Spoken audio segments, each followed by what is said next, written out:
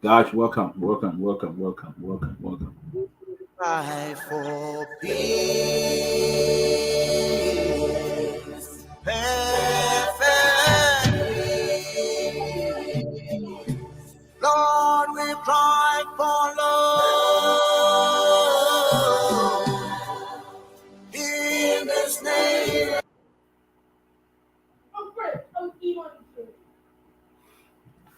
Guys, thank you as you make your way here today. Thank you for coming. I know we were running a little late, but we are here. We are here. Thompson B. Boss, first here to be on the show here today. Welcome, Thompson. There's a lot happening. A whole lot happening. The president of the Republic of Liberia, Honorable Joseph Walker, addressed the United Nations General Assembly today. And today we'll be playing you part of the president's speech, part of his message to the United Nations. We'll be playing some, and we'll ask you for you to give us your something. Sorry, we're going to be asking you to give your views about the president's message. What did you think? What did you think? We'd also like to welcome everybody else that's watching. And so the other crew will be joining.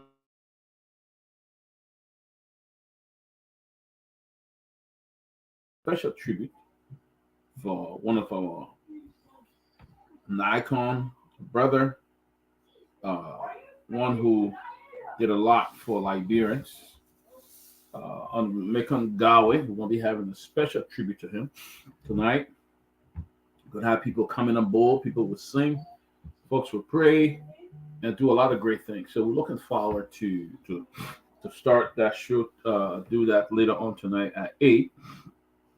And then after that, we'll call it a day. But we are so happy that you are here with us again.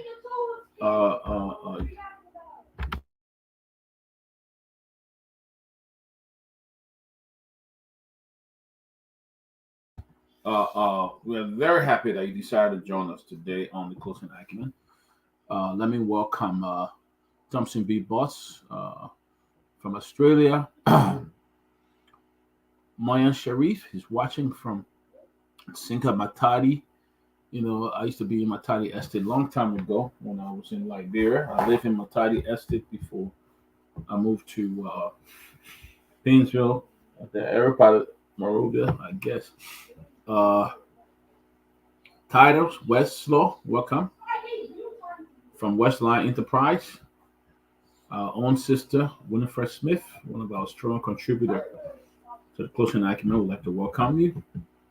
Ali Kamara, it's good to see you. Welcome, Ali. Dix Meyer from Asia, welcome, Dix. Tuni Sambola, welcome, Tuni. Yeah, so today we're going to be having a great show today, and we're going to be showing the president's speech.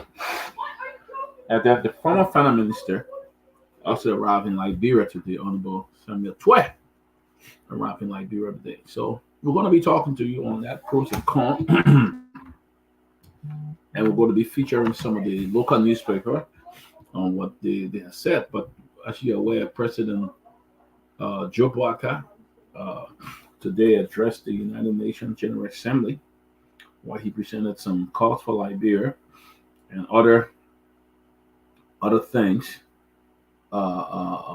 He talked about the one-party state, not one-party state, but he talked about Israel and the Palestinians living side by side.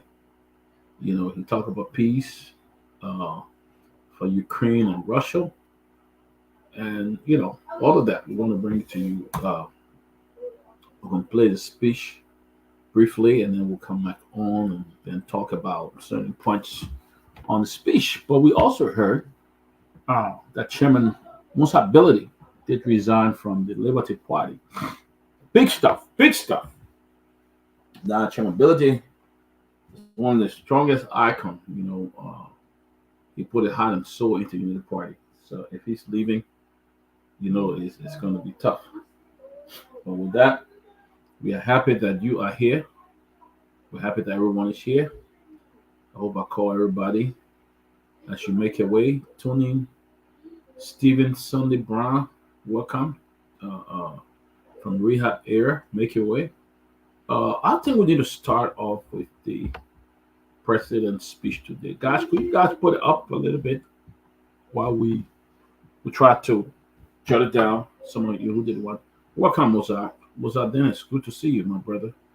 Welcome, Emmanuel Gisa Ansa, watching closely from Clinic. So Clinic. Welcome, guys. Guys, can we put that video up of the of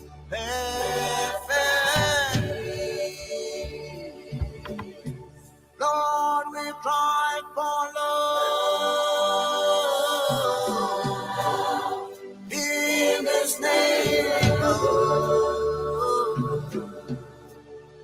I tell you, no water can put out. welcome, mother, what a blade. Guys, you put the wrong video up, man.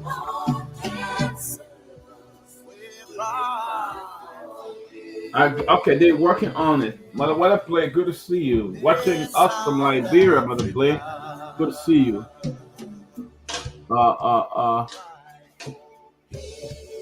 No, wow, this is a long name. Somebody said no soup boy more than pound butter. Welcome, no soup boy more than pound butter. Watching Seattle Falls, South Dakota. Guys, if the guys are still working on the speech, so once they bring it up, we'll bring it to you. So let me working on it. But tonight, if you have some time after the regular show, I'm asking you to stay with us. Please share the show, guys. Stay with us. We're gonna be having a special tribute to a brother.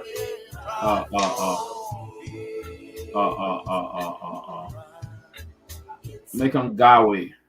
We'll be having a special for Myean Garguah here today. Myean, one of the icon, someone what went to see there. I mean, he's loved by almost every Liberian. This guy would go everywhere and do anything for his people. Unfortunately, Myean died on from a heart attack. So we'll be there and we'll be asking. But guys, if you once you get the president's speech out, get to the broadcast, please put it up. All right. Once you get that, please put it up. So, but I'm telling you, we are here to bring it to you live. So let me welcome you again. Welcome my mother, Mother Blay. She's in Liberia. We'd like to welcome for a while, So welcome, folks. Welcome. Thompson B. Boss say it was funny listening to just a Baka talk about Ukraine and Russia making peace, but yet can we make peace with a political politician leader in the country? All right, guys, let's listen up. Let's see what this had to say. Let's listen. By His Excellency Joseph Numa Boakai Sr., President of the Republic of Liberia, I request protocol to escort His Excellency and invite him to address the Assembly.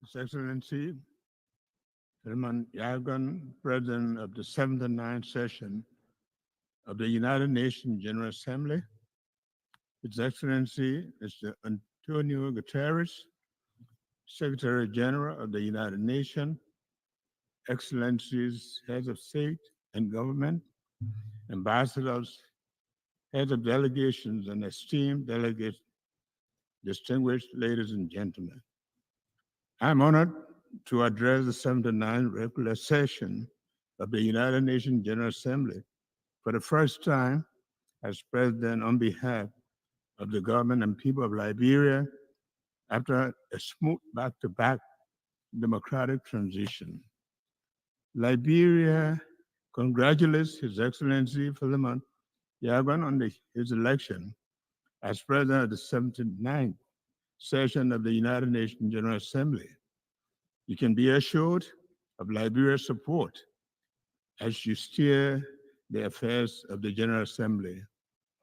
I extol His Excellency Dennis Francis for his astute leadership during his presidency of the 78th session of the General Assembly and commend his determination to inspire and rekindle hope globally.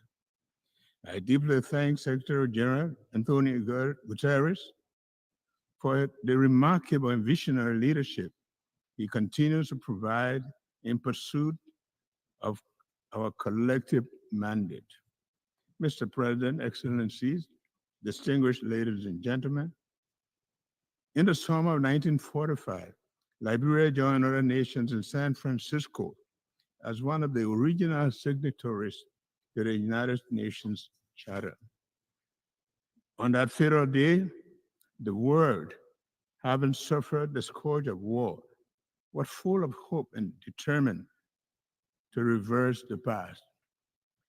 Nearly 80 years on, and reflecting on the preamble of the United Nations Charter, which declares our commitment to promote social progress and better standard of life and larger freedom, we ask the question, has our reaffirmation of faith in the dignity and worth of human person made 8 decades ago, had been realized?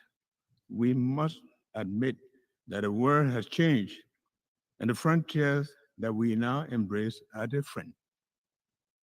In it, greed, insensitivity to the poor, the international drug epidemic, money laundering, dynamics of climate change, and the impact of social media must compel us to rethink our approach to global peace and security.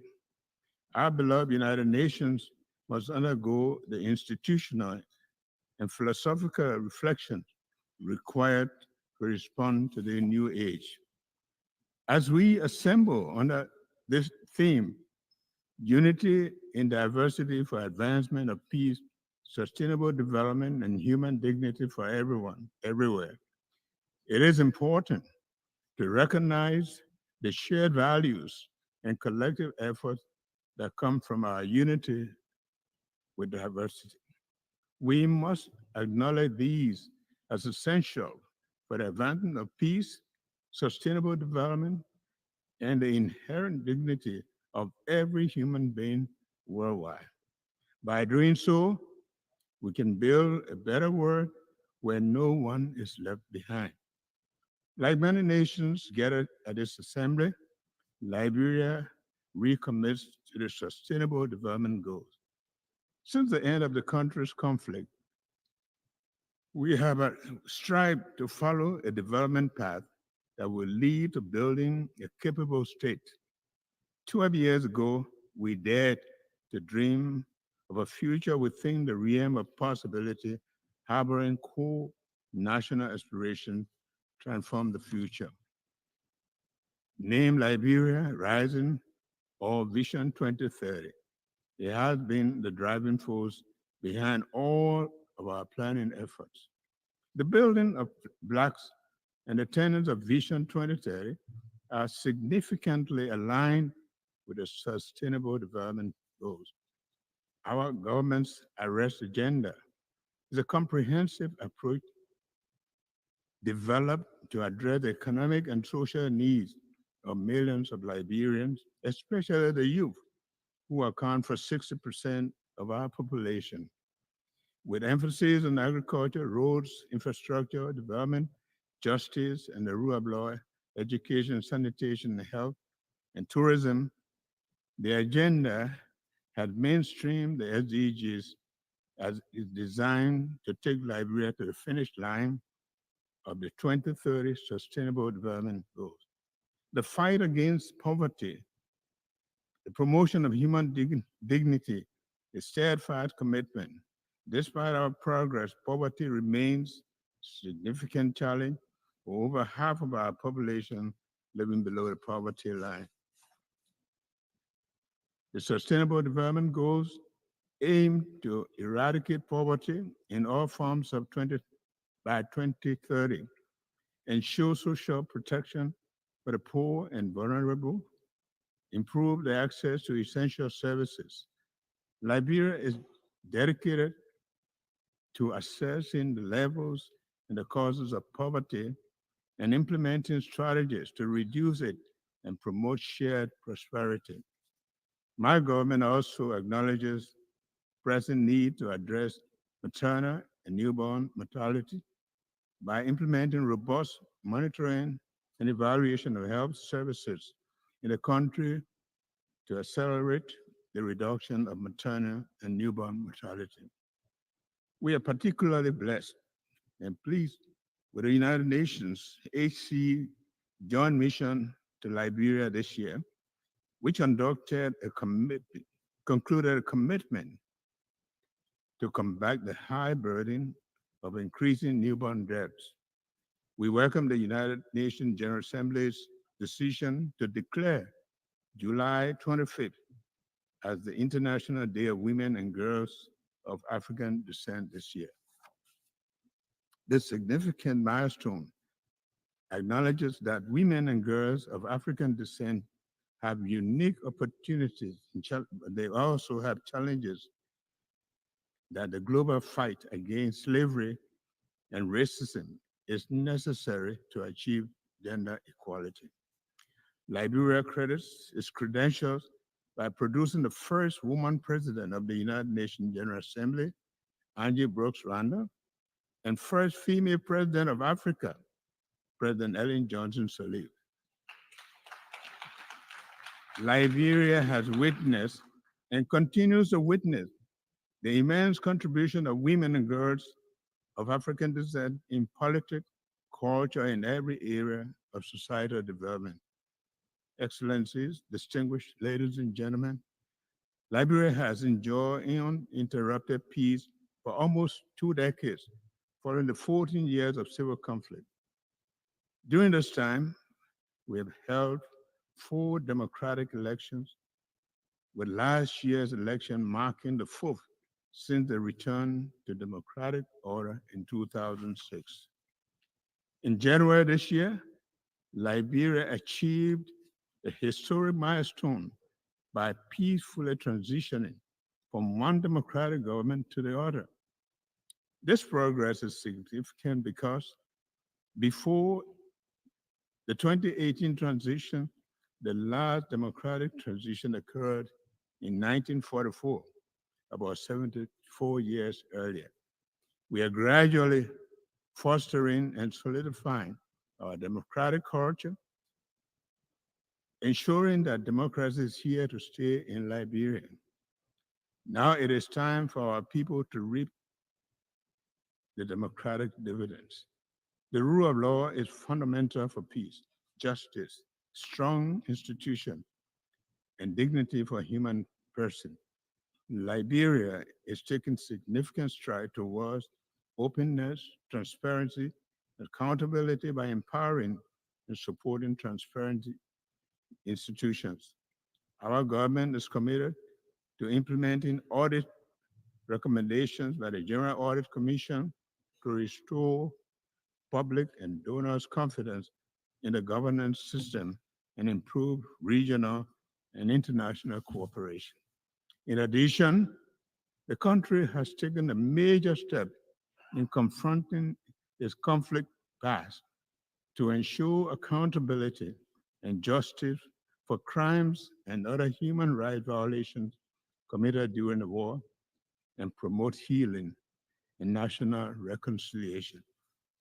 A significant development in our transitional justice process was the signing on May 2, 2024, of the Executive Order 131 to create the Office of Establishment of War and Economic Crime Court for Liberia, a key recommendation from the Truth and Reconciliation process in Liberia. Our actions align with the International Covenant on Civil and Political Rights, joint follow-up on impunity and past human rights violations. As we embark on the process and acknowledge the enormity of the task, my government seeks the support of the United Nations, partners, stakeholders in the pursuit of justice for victims, peace, and reconciliation. Liberia is facing a drug crisis that is affecting our youth and jeopardizing the country's future. This epidemic, driven by international criminal enterprises and their networks, poses a severe threat. In response, we have not only declared the drug epidemic a health emergency and a national security threat, but we have also been taking steps to address this issue by establishing a dedicated national body to tackle drug abuse in Liberia. I urge international community to join Liberia in addressing this escalating drug crisis. Excellencies, distinguished ladies and gentlemen, the world is facing numerous crises, including global threats such as disease, security, and climate change, as well as food and resource shortages. Our vulnerabilities are evident, and we need to use a collective knowledge to find solutions that will preserve the planet for future generations. Climate change is undeniably real, and its threat to our environment and the way of life is becoming increasingly apparent. We must take urgent action to address this threat, including cooperative effort to implement Article 6.2 of the Paris Agreement. Liberia, as the most forested country in West Africa, with over half of the land covered by forests, plays a vital role in biodiversity and environmental sustainability. As a result, our country is taking important steps to lead conversation on climate action. My government has called on our legislators and stakeholders to begin looking at the Paris Agreement, particularly under Article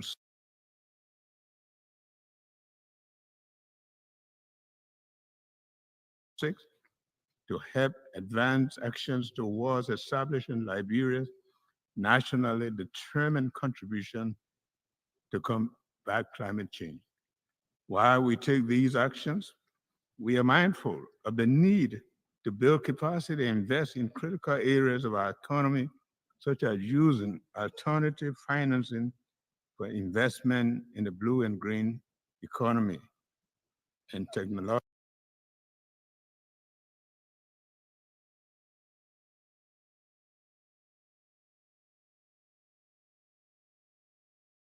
transfer to support these climate actions.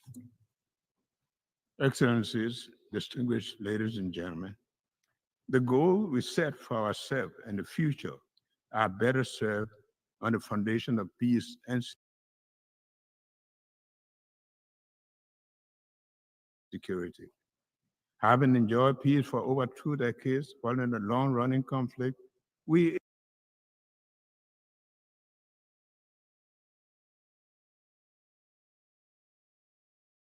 aim to promote peace and stability at home, in the region, and globally. The threat of conflict to our shared world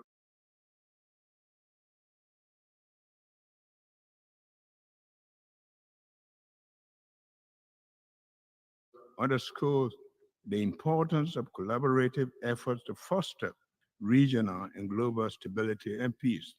Therefore,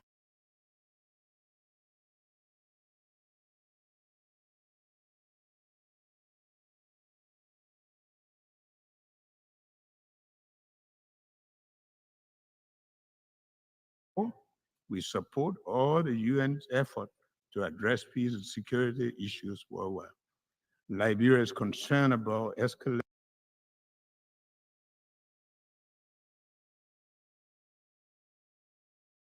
security challenges in the West African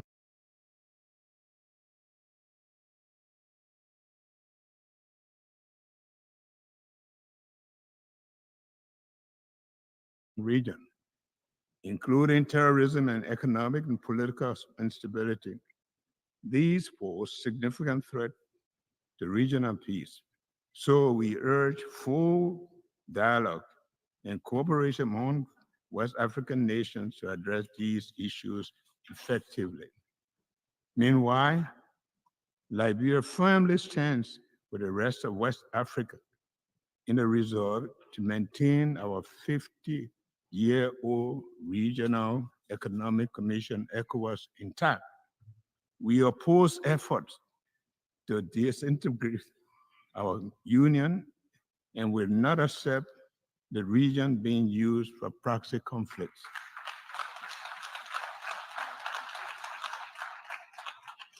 We look at the AU and the UN to support us in keeping the regional body united. Similarly, at the global level, we call for an immediate ceasefire in the Middle East to provide civilians an essential humanitarian relief. We urge both Israel and the Palestinians to engage in negotiations towards lasting peace, including a two-state solution. Additionally, we see the ongoing conflict in the Ukraine as a threat to global peace and security. Therefore, there is an urgent need for a peaceful resolution that also respects Ukraine's territorial integrity. Mr. President, Excellency, distinguished ladies and gentlemen, this year's assembly is a pivotal moment for Liberia's bid to ascend to the African non-permanent seat of the Nations Security Council 2026. We have proudly announced our candidacy. We look forward to the support of the member states to vote Liberia overwhelmingly to the seat of the Security Council. We can work with council members to promote peace, justice, and security. Liberia is dedicated to promoting sustainable growth and ensuring human dignity for all. Liberia is prepared to work together with the United Nations and global allies and international community to accomplish the sustainable development goals, establish a fair, peaceful, and sustainable world. The commitment to unity is deeply ingrained in Liberia's history as a founding member of the United Nations and a post-war international institution, as well as regional and sub-regional organizations. It also affirms our strong belief in multilateralism and international rules and based world built on shared values and principles are crucial to the future.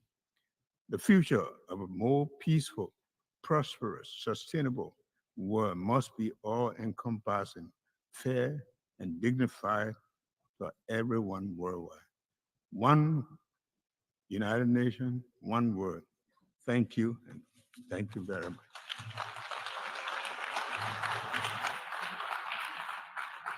On behalf of the Assembly, I wish to thank the President of the Republic of Liberia.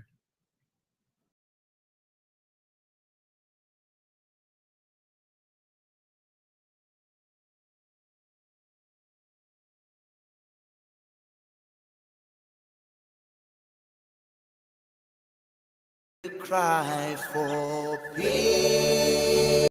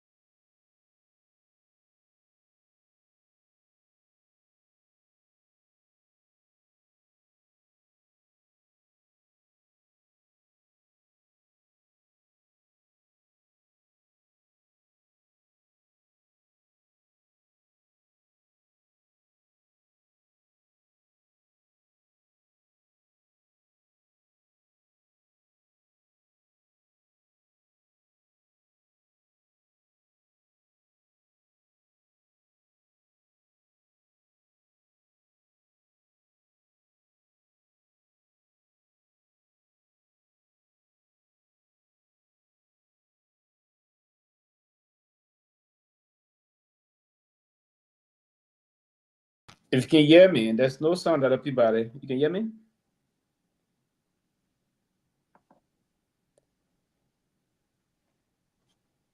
Sorry, Sylvester. Good to see you.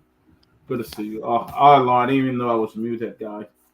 But I was just talking about some of the point that the president stressed in his message today. He talked about his arrest agenda.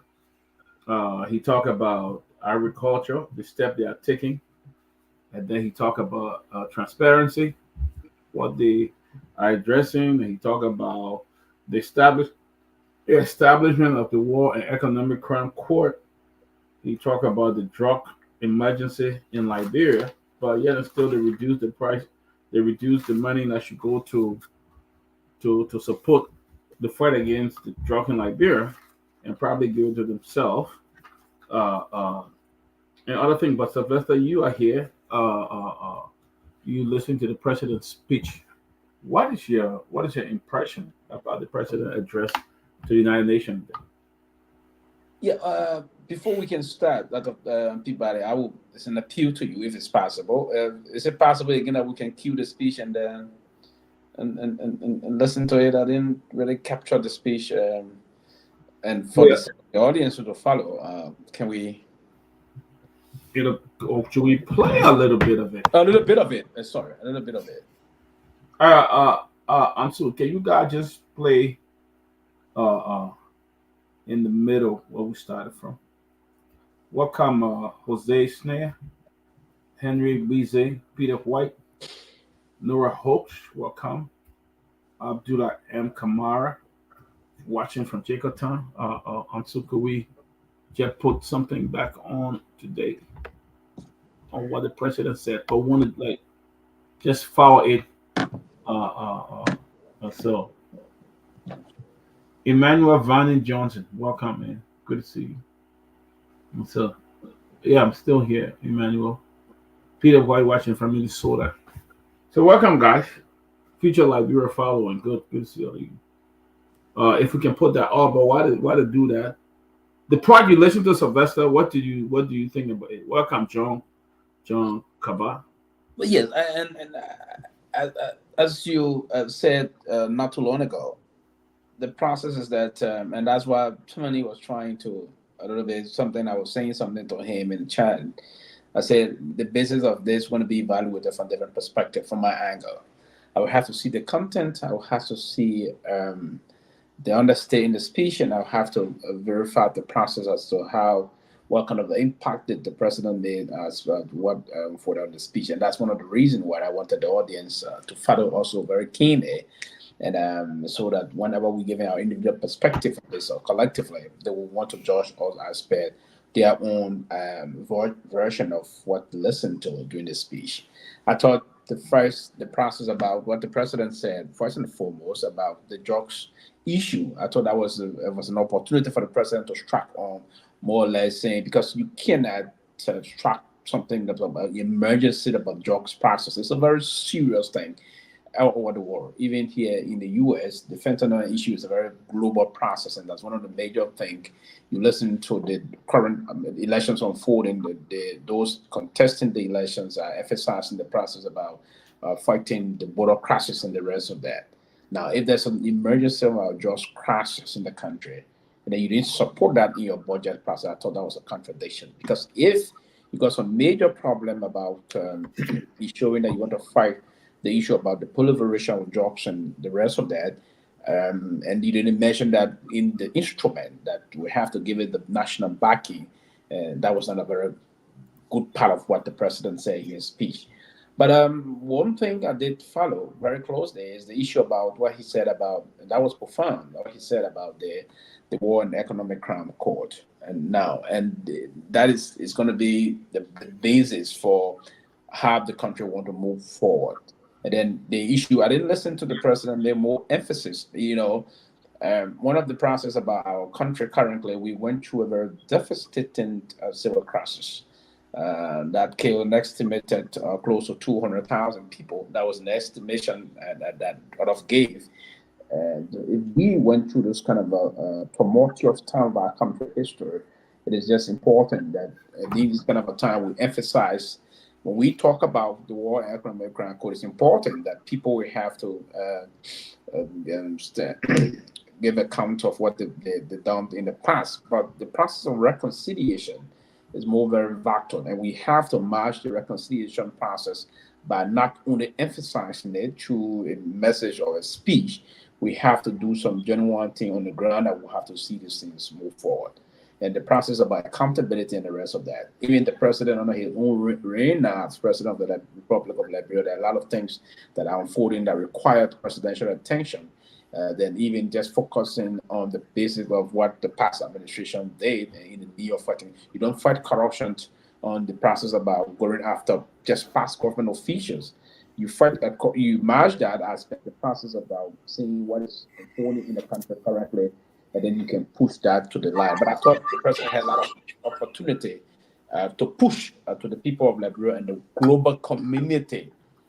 Basically, I was not very, very impressed about how I thought, because if you came into rescue, there's a lot of slippages that I observed, and I thought they needed to correct some of those things. And those that actually put the president's speech together, it was there was some disservice on their part, or they have inadvertently left some critical aspect of the speech where in the president should have addressed certain things that should match what is currently unfolding in the country. Now, is the evidence base of the speech. That's why I'm trying to pay attention to. And I didn't see most of those things that catch me to in terms of matching what the president says to the actual unfolding development on the ground. You yes, Sylvester. Thank you for your analysis. Thank you of the president's speech. One of the things the president welcome, man. That Johnny, good to see you. Good to see you, man. I heard you deliver a very powerful speech today at is that Kennesaw University in Georgia, in Marietta, Georgia? That's so. Can you hear us, Johnny? Yeah, I heard you did speak today. Just before we continue, welcome, Johnny. Tell us about that. I did read a little bit about your speech and addressing the school today. Tell a little about that before we come back to the president's.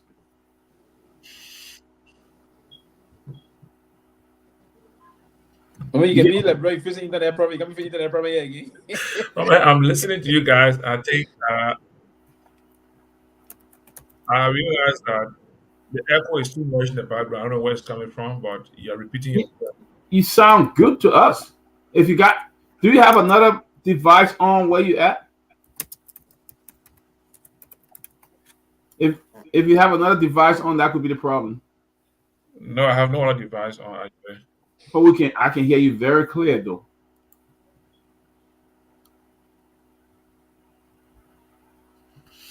All right, thank you, man. It's been a while. I've been out of the show.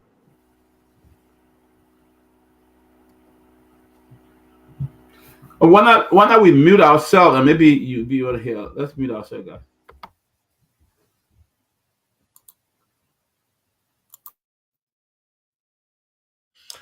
Okay, am I clear now? All right, great. So yes, I've been in the U.S. over the last week. I arrived here somewhere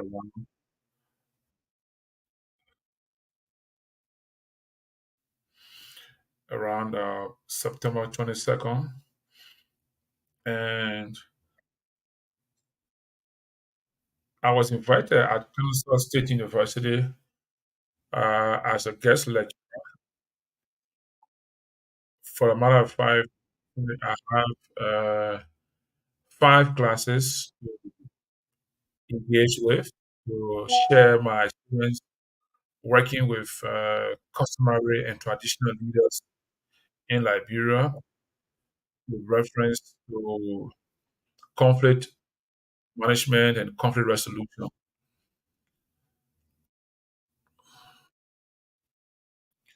So yesterday was my first lecture in a PhD class of 7 students.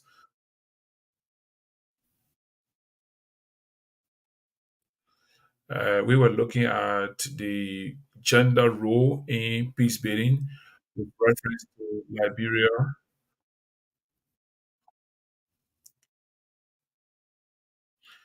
and I spoke about the role women play in resolving our civil war from the brother's perspective. I also spoke about the role our mothers play in the traditional and customary environment with reference to conflict management and conflict resolution. That's good. That's good. We're glad to have you. We're glad to have you. Good to see you. He was one of our original panelists when we started the closing argument. I think Grace will be happy to see him here because I think he supported Honorable Moneyba for the presidency, and so Grace will be happy to see you. But we are presently talking about the president's speech. Alex, you just came on. I want to give you an opportunity to share about the speech today, the president address to the United Nations.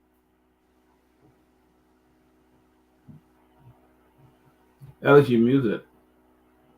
Yeah, thank you very much to the panelists and the Liberian people. I briefly watched the speech as was broadcast on closing argument. I'm waiting for the text. I like to read, text rather than listen. So I'll hold my comments until I've done such. Thank you. Okay. Johnny, you watched the speech.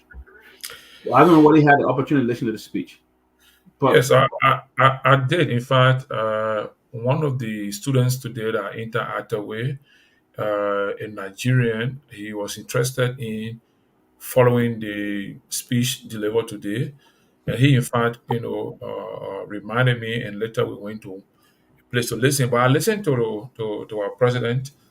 My general feeling is that it is just the normal, diplomatic speech you deliver at the United Nations. I didn't see or hear a kind of different, specific, message brought to the world with reference to Liberia's plight, Liberia's condition, and what Liberia expect from the international community. I really think he just spoke basically about the general issues, and he closed the statement by, asking for a peaceful resolution in the Middle East crisis between Palestine and Israel, and the same situation with Ukraine and Russia situation. He spoke about ECOWAS not being willing to allow itself to be divided with the issue of Burkina Faso, Niger, I think, and Mali. Those are just normal diplomatic and foreign message you provide at the kind of forum. I thought he would have brought a more kind of Liberian plight, and where are we now after the elections?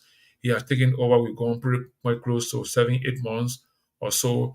Where are we with Liberia? What is Liberia's major concern right now that he want to put up to the public? Besides the war crimes code issue, which he spoke about, and that has been a regular discussion, I really didn't. My expectation is that I thought he would have been more robust about Liberia's situation and the economy of the country, asking for the international community to look at supporting Liberia to improve its economy by creating jobs for the population. Like he spoke about 60% or more are young people. So generally, I think this is just a normal speech you deliver at these kind of conferences and from the perspective of Liberia. That's my personal observation about the meeting and the conference that was held today with our president's speech. Grace, I believe you saw the speech, Grace. Sylvester has spoken. Do you think the president missed an opportunity today to actually sell Liberia or sell his arrest agenda to bring change to Liberia? Well, before I answer that question, I will say it's good to be here. Welcome, Johnny. It's nice to see you. I saw Johnny in Liberia. We had lunch at G Calabash, but we didn't really eat. We just talk. And it's nice to be here. It's nice to see you on the closing argument finally again. So, my home is open to you to come and eat. So if you're on the East Coast, make sure you contact me so we can come and have lunch with my family or dinner and whatsoever. But As everybody know, my name is Grace Guar. I will talk about the president's speech. I will answer that question right now. So before I answer the question, the president looked presidential. Today, Ome Baga looked very presidential giving that speech. I like the way the greasing up his sabu was shining nicely. He was dressed, his costume was neatly put on him. I admire that. He spoke like a president. He did speak like a president. I missed that part of like 6 years since George Weah was president. There was nothing presidential when it comes to his speaking. So I would give Waka that. He spoke very presidential. Now I feel like the rest of the panelists, especially Jamaica, I just heard his part. I didn't think that he went there to really sell like word to the people. He just went there as usual to give a presidential speech, and that was just all to it. He did not really talk about the main issues that are facing. Although he talked lightly on the property crisis, but he did not go deep down into that. And I thought he would have done that. And also spoke. I thought he would have spoken about the drugs that have taken over the nation, especially with our generation Z and generation millennium. He did not speak about that. He did not, bring that to the public and really tell the people what we're going through. And when you reach those kind of places, that's when you're supposed to be able to talk about your country in a way that the people will hear the what's helping the nation. I didn't think that he presented it that well. And it's so sad that Liberia is in a real poverty crisis. For you to just brush over that and don't speak about it. But then I started to think again, how will he even speak about it? Because since the government got in power, all we see is stealing. All we see is the people after themselves, they're after position, after getting money. The budget was fraudulent, they pass it. The recast budget was fraudulent, they pass it. So, so what can he tell the people? Because if you're speaking to the people and you're being truthful, the people will know, because a lot of people are watching Liberia crisis. They know what's going on in the country. The international world see what's going on in Liberia. So you can't go there and start to say something, and so many discrepancies are in your government right now since you took over. So maybe that one President Baka did not really present Liberia to the international world to tell the people what really happened in the country, because he is selfly embarrassed with the beginning and the way his government is proceeding right now. So that's what I would say about the speech. But he looked very presidential. I was proud of him. He spoke well. I would give him that. Tomalin George, welcome. Good to see you. See Lofa in the back here. Welcome. Thank you, buddy. Tomalin, the president spoke today. One of the things he talked about the issue of the drug emergency in the country. Yeah, but the government have not even allocated. They took more money from the Ministry of Health and other areas that should be fighting the DEA area that should be fighting drugs in the country. What is your impression about the president's speech? Did he represent Liberia today? Did he sell the arrest agenda, or it was just another political fronting, like others have said, like Johnny and others have said? Well, I would say this though. First of all, let establish that presidents are given a specific allotted time to speak at that at Onga. I think 15 minutes or so, depending on. I know Biden they give Biden and other big leaders a lot of time, but for African countries like Liberia, they give out about 15 minutes, I think, to speak. And honestly, I think President Boyka, he spoke about his the challenges. He's a counter as president so far. He talked about the war economic crime school establishment, which I thought I was watching to see whether he was going to say something, but he said it. He called for support of it. He talked about the issue about the audits that are taking place at GSC and other things. And so I would say, if I'm grading him for his performance today, I'll give him a C plus for his performance. And I think he used the time that was allotted to him to at least give a picture of what he encountered, what he inherited, and where he is right now as a president. But that he has not done much we expected. So there are much he could give to the international community. But I think he gave the little he have done. But I don't think it was something that we we should be happy and praising for no, because but I think he did what he was given what he was given to do. But as compared to, I would disagree with Grace. I was at President Weah's first and UN speech. President Weah did very well at his first UN speech. I must give him that credit. And honestly, he did very well at his first onga. And President Barker, yes, President Barker, I will not say he was a failure. I think I gave him a C plus. But basically, the issue on drug, he mentioned a little bit about the issue about the drugs issue, but not much, because like I said earlier, he has not done much. And the recently the score him has only accomplished three of his promises he made already in 9 months, which is far below the expectation of president, according to the center that track your progress of our presidents. So I think he had not much to say, but just a little he has done. But I won't say he was superb. No, he did his best, but I'll give him a C plus. And people again, I can two seconds Tomalin money.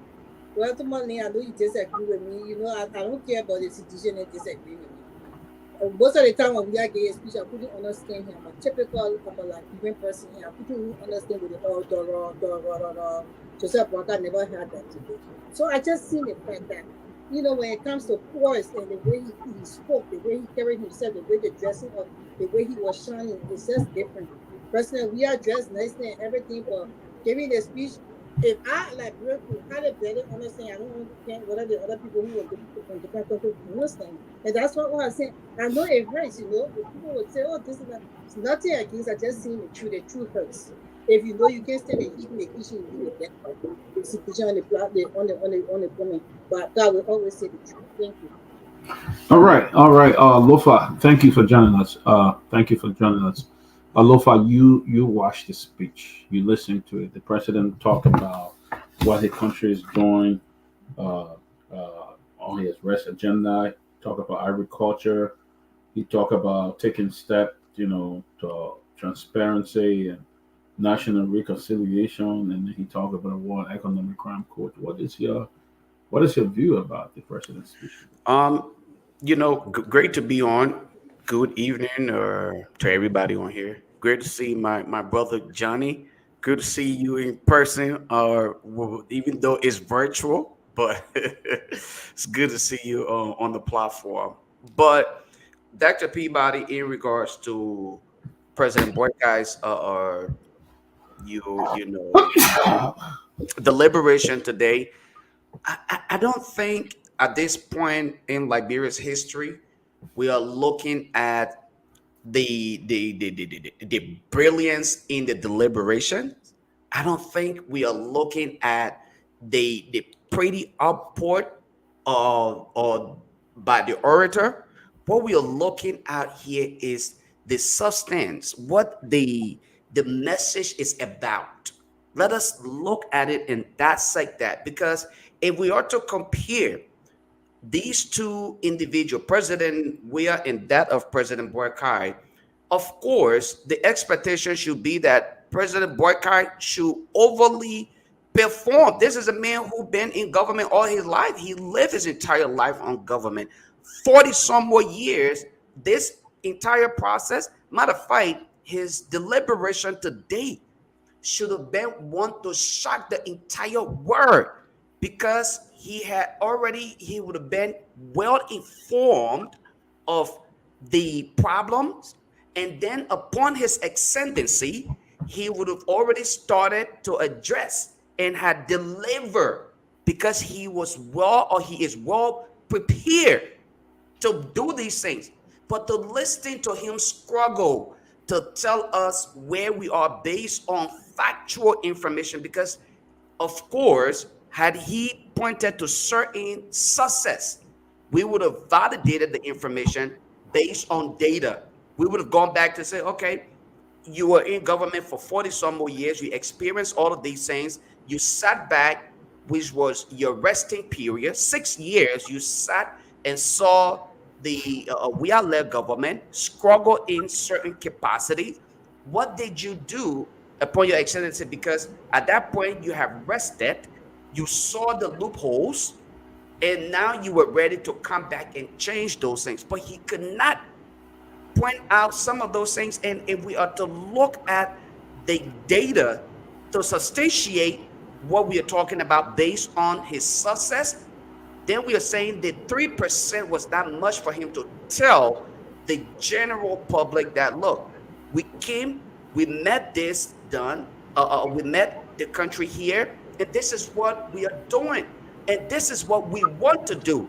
But we desire, or we expect to have some support from the international community. Unfortunately, he couldn't do that. So it left him in the limbo where he sounded like the same old group of people who would consistently just appear at these General Assembly, not because they are sincerely about transformation, but use this as an opportunity to take the chicken change or take money out of the government's coffer. Because remember, for each one of these trips that they attend, they have per diems. The per diem is going in their pocket. They're taking all of the money. So this was an opportunity for President Boykai again to take along family members and friends and use this as an opportunity to take money out of government coffer. But I don't think he deliberated. I don't think there was anything really genuine about his speech. And it left me again wondering as to whether he is sincerely prepared or he even knew what he was reading. It was just handed to him last night and he delivered today. Nevertheless, I think that the fact that he mentioned the establishment of the World and Economic Crimes Court, I must applaud him for that. And I must give him credit for that. That is something that I have advocated for. That is something I continue to advocate for. So we cannot take away from that. And so in that regards, I must credit him for at least having to address it in his speech, even though folks said when he mentioned it in his inaugural speech, it was not intended, but he did not know it was in the speech. But today, again, having him to reinforce the message of his desire for the establishment of the World and Economic Crimes Court, I must applaud the president for doing that. And I must say, I hope that he maintained the level of pressure and the desire for the establishment of the World and Economic Crimes Court. Other than that, I think, again, his entire presence at the UNGA was another charade for the world, and Liberia remained victim. Yes, before we go back to Sylvester, one thing I noticed in the president's speech is that the president clarity in his voice, it was a bit challenging. He would come high and he would go low and stuff like that. So that made it very, very challenging for others to really understand what he was saying. But Sylvester, you go ahead. The president talked about national reconciliation. But the president have not even met the opposition leader. He has not even met with President Weah. He has not even met with Mr. Cummings and other people. I mean, so what message was he sending there today? Go ahead, Sylvester. It's part of what I said initially about the reconciliation aspect. But again, let me say this here clearly. The president's speech to the UN is not a speech he can give a state of the nation. So it's folks on this platform want to believe that is the source says something. No, you're missing it up. It's not going to be that. The war is over. President will speak to the UN on the basis of the briefing topic. That's part of the war is over. So you have to give the message what the UN have been doing for your country. You're trying to align that process basically as to what the UN been doing for your country. You tell the UN what to stand up the country. He emphasized some issues. I have very profound here. Of some issue about Julius, can you some feedback from you? He emphasized on some issue about poverty, and I thought that was great. That's quite almost 2 decades we've been having issue. He talked about poverty, and he also invited the UN attention to helping to fight global poverty. That was very important that he mentioned also. He talked about the rule of law. The rule of law is cardinal, and one of the reasons why the United Nations is key on the process of rule of law in Liberia, because we've went through a devastating civil crisis. The UN spent a lot of money. The last process that brought peace to Liberia was the all-male troop that was deployed in the early 2000s to ensure that we got collective peace and restore democracy. He talked about the process about democracy, and that's what the UN need to hear from us. Democracy, how we been going through this process about now going through a democratically elected process, that the transition to democratic power is very smooth in the country. And that was also important that he mentioned. To be very honest here, he mentioned those things, and these are things that the UN want to hear. The process about peace and democracy is important, peace and security. Now, my only side of the disappointment is the reconciliation aspect and the level of the emphasis on the drugs process that the president did mention and the rest of that. So there was important points in his speech that highlighted the rule of law is also important in the UN Security Council. And none of the things the president talked about are very profound also. Asking the UN to allow Liberia to have a non-permanent members on the Security Council. Also, that Liberia is also chasing after. He also pushed that, and ECOWAS is supporting Liberia on that process. And there's a lot of other things that is on course on that. So with those things, at least, if his time allotted to him, the 15 minutes, he would to itemize those things and went through the process of the most important aspect of it, the World Economic Grand Code, and the UN going to see sincerity from the aspect, because in March of this year, he did sign an executive order on that process. He emphasized, he also said that. And so he pushed that. So the authority now for that organized thing to be established, the economic crime court process will be now in with the powers of the United Nations if the support base, because Liberia does not have the resources to fund that process. We have to rely on our international partners and all of those individuals to come and represent us. I think this is his second time speaking to the United Nations, in my thinking. He represented Madam Salif in Wish of the Year. He spoke on our behalf at the time. So there should be a familiar platform, a terrain to him and the rest of that. But yes, Liberian president coming to speak to those things, world leader coming to speak. They have female world leader that kind of, you listened to Biden yesterday. He didn't talk much about the U.S. economy. What he focused on was the war in Sudan. The first time he even mentioned Sudan. Many folks were very happy about that. The war in Gaza and now the war in Ukraine. He emphasized on each of our global peace. Why we need leaders to also focus on the people and the rest of those things. So we've been having different sort of leaders that have focused on this kind of process. And as a matter of fact, for our audience to learn this process quickly before I learn, the last time the United Nations president, we had 2 UN speeches he gave. The UN highlighted on the UN TV. President Weah was very much on course in terms of the deliverables as to how he connected issue about global security, the peace and security in Liberia, and the process about climate change that President Weah also spoke of. He profoundly spoke of climate change, that Liberia, one of those smaller countries that are not even polluting the world, are those countries contributing towards reserving this green emission process. And of course, he emphasized that we were reserving bulk of our forests.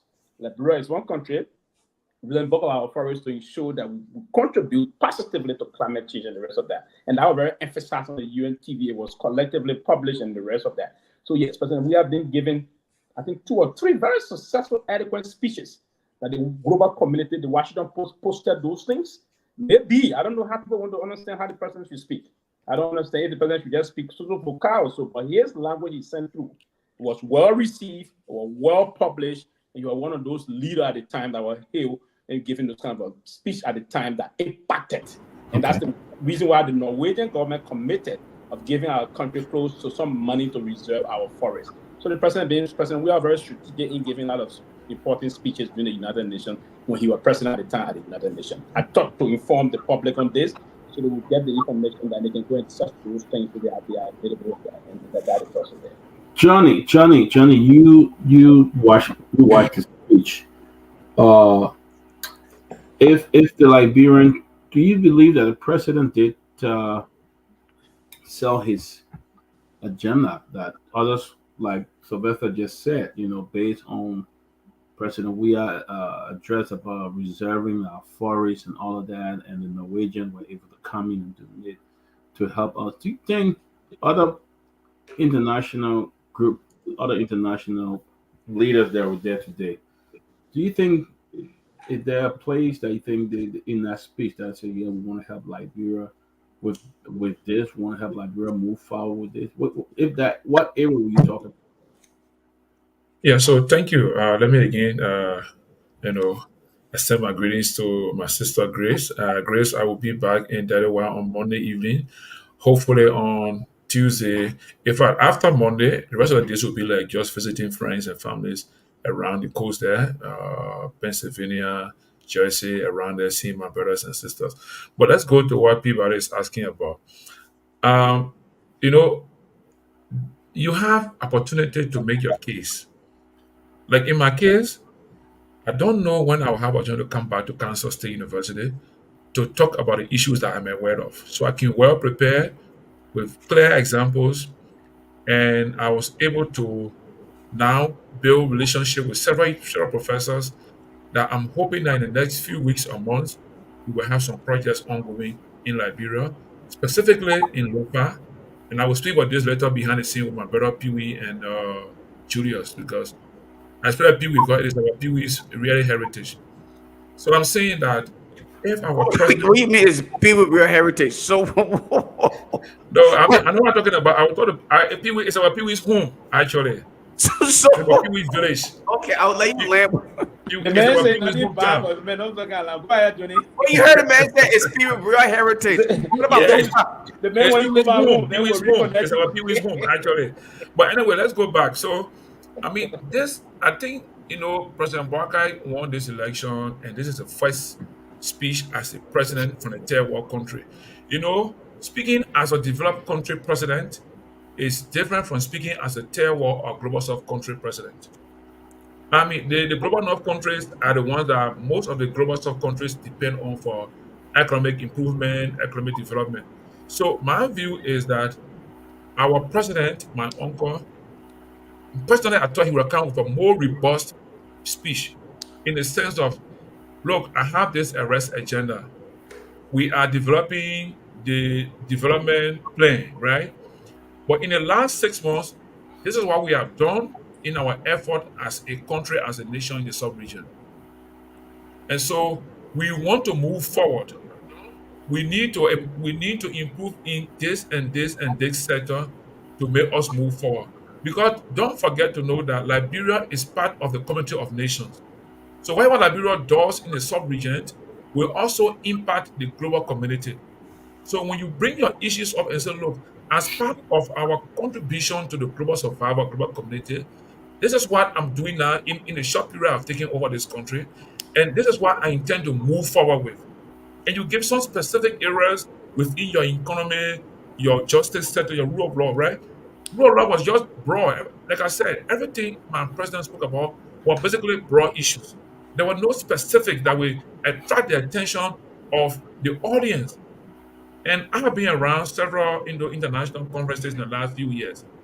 The Starland discussions are drawn from what is spoken about in the main conference. So, so in that case, okay, let's say today the speech ended. What specific issues now with his foreign minister and other ministers there be discussing on the sideline discussions to set the reference to what he spoke about. So in my view, he spoke basically on general issues. Rule of law. What do you want to do with rule of law? Do you want to improve rule of law by building synergy between the customary justice system and the formal system, so to speak, so that we can have a wholesome functioning justice system in the country? What do you want to do about education? What do you want to do about health? What do you want to do about basic infrastructure, right? So, but I'm listening to him over and over, and I was just trying to read something that somebody posted as a press release while my other colleagues were speaking. And still have not seen a specific message, that will attract international donors, that will attract the USA, for example, that will attract the EU, yeah, or attract other international groups, right? They didn't speak about our commerce. Our commerce is also linked to our survival as a country. So I don't heard about arrest, about agriculture, about road, about infrastructure. It was just basically broad. So I would think that moving forward in other conferences and meetings, our leaders should make sure that our specific issues are highlighted and supported with high level of evidence, and also that it can encourage people. We that work in the development sector, you don't make proposal without providing some kind of uh, Data. tangible data, something that will link and prove what you want to do. Look, UN is a major highway. Everybody are there. They are there to survive, to find and eating. If you go be general, they will treat you as general. You gotta do your best to draw people's attention. You're not going to come back to the next 10 to 12 months. So what will you be doing? So I think that my leader and those who work around with him, I don't know how they were able to prepare his speech. Even while he was speaking, I noticed that there were some areas where he was not too connected with, and so he had to take his time. But I took that because of age and other reasons, so he took time to get connected. But I really think that the team around my president need to build him more and make him a real boss. Forget about his age. Age is the mind. He can do something. He can try his best. He can do his best to preach our message. But I think the meeting they had today, the 15-minute speech or whatever, like we said 15 minutes, you can make sustained message in 15 minutes. That's a lot of time. It's a lot of time to make your to get a message. You can break your speech down into core areas. You can leave some issues up, just go straight to the issues.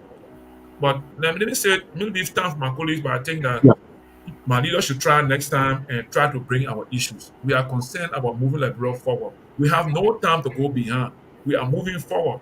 Plus, you like it, you don't like it, Liberia need to move forward. The Thank children you. in Liberia are struggling to survive. Our mothers are struggling. We have a lot of single mothers in the country, right? I agree with that, some single fathers, but I mean, on the average, majority of a lot of single mothers are struggling. Go to the regular market, go to Douala market, go to all the markets who are there trying to make ends meet.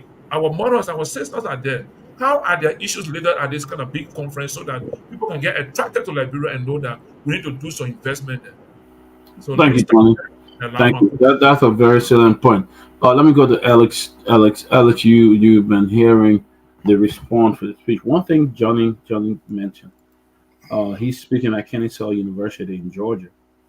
Uh, the impression that he will leave will motivate people, will encourage. Like when I go places to speak about my organization, Liberia Missions, when I go there, I make sure I prepare because when I go there with my presentation and all of that, the goal is that when I leave, there will be more donation, there'll be more partner joining me, and more people will get. And it works because you know what? I'm prepared. I have a message that I want to send. I want people to really listen there. I want people to really see what is going to happen. What am I doing? How am I going to change it? Try to convince them this is what I need. This is what I'm going to do to change it. But the president message today, Alex, from the gist that you've heard from everybody around, what will you say? Did he make that impression so that when he goes back to Liberia, the EU can say we send a delegation, Japan or China or some other group say, hey, we got to send that because Liberia is going in this direction. Did he make that create Well, that? based on the analysis from you guys, again, I will read a speech because I want to be very objective. It doesn't seem that, first of all, Joseph Boakai is not an eloquent person. Let's call it this. This is a president that has not even held a press conference with a general press in 8 months. That is unacceptable. You can't run a country and you can't report, you can't be accountable, you can't give news or what's going on. The finance minister have never held a press conference, so we don't know where the heck our economy going or where it is currently.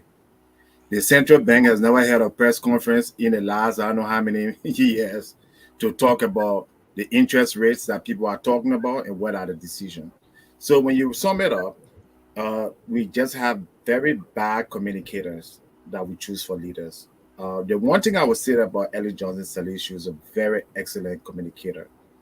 And she communicated very well when she spoke at Congress and several UN. She was able to outline what the country needed.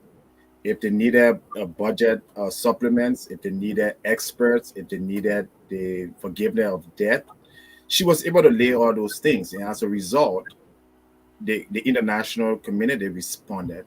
From what I hear and a little bit I watch, Joseph Boakai has no idea It's basically he's just surfacing over things, and Mm.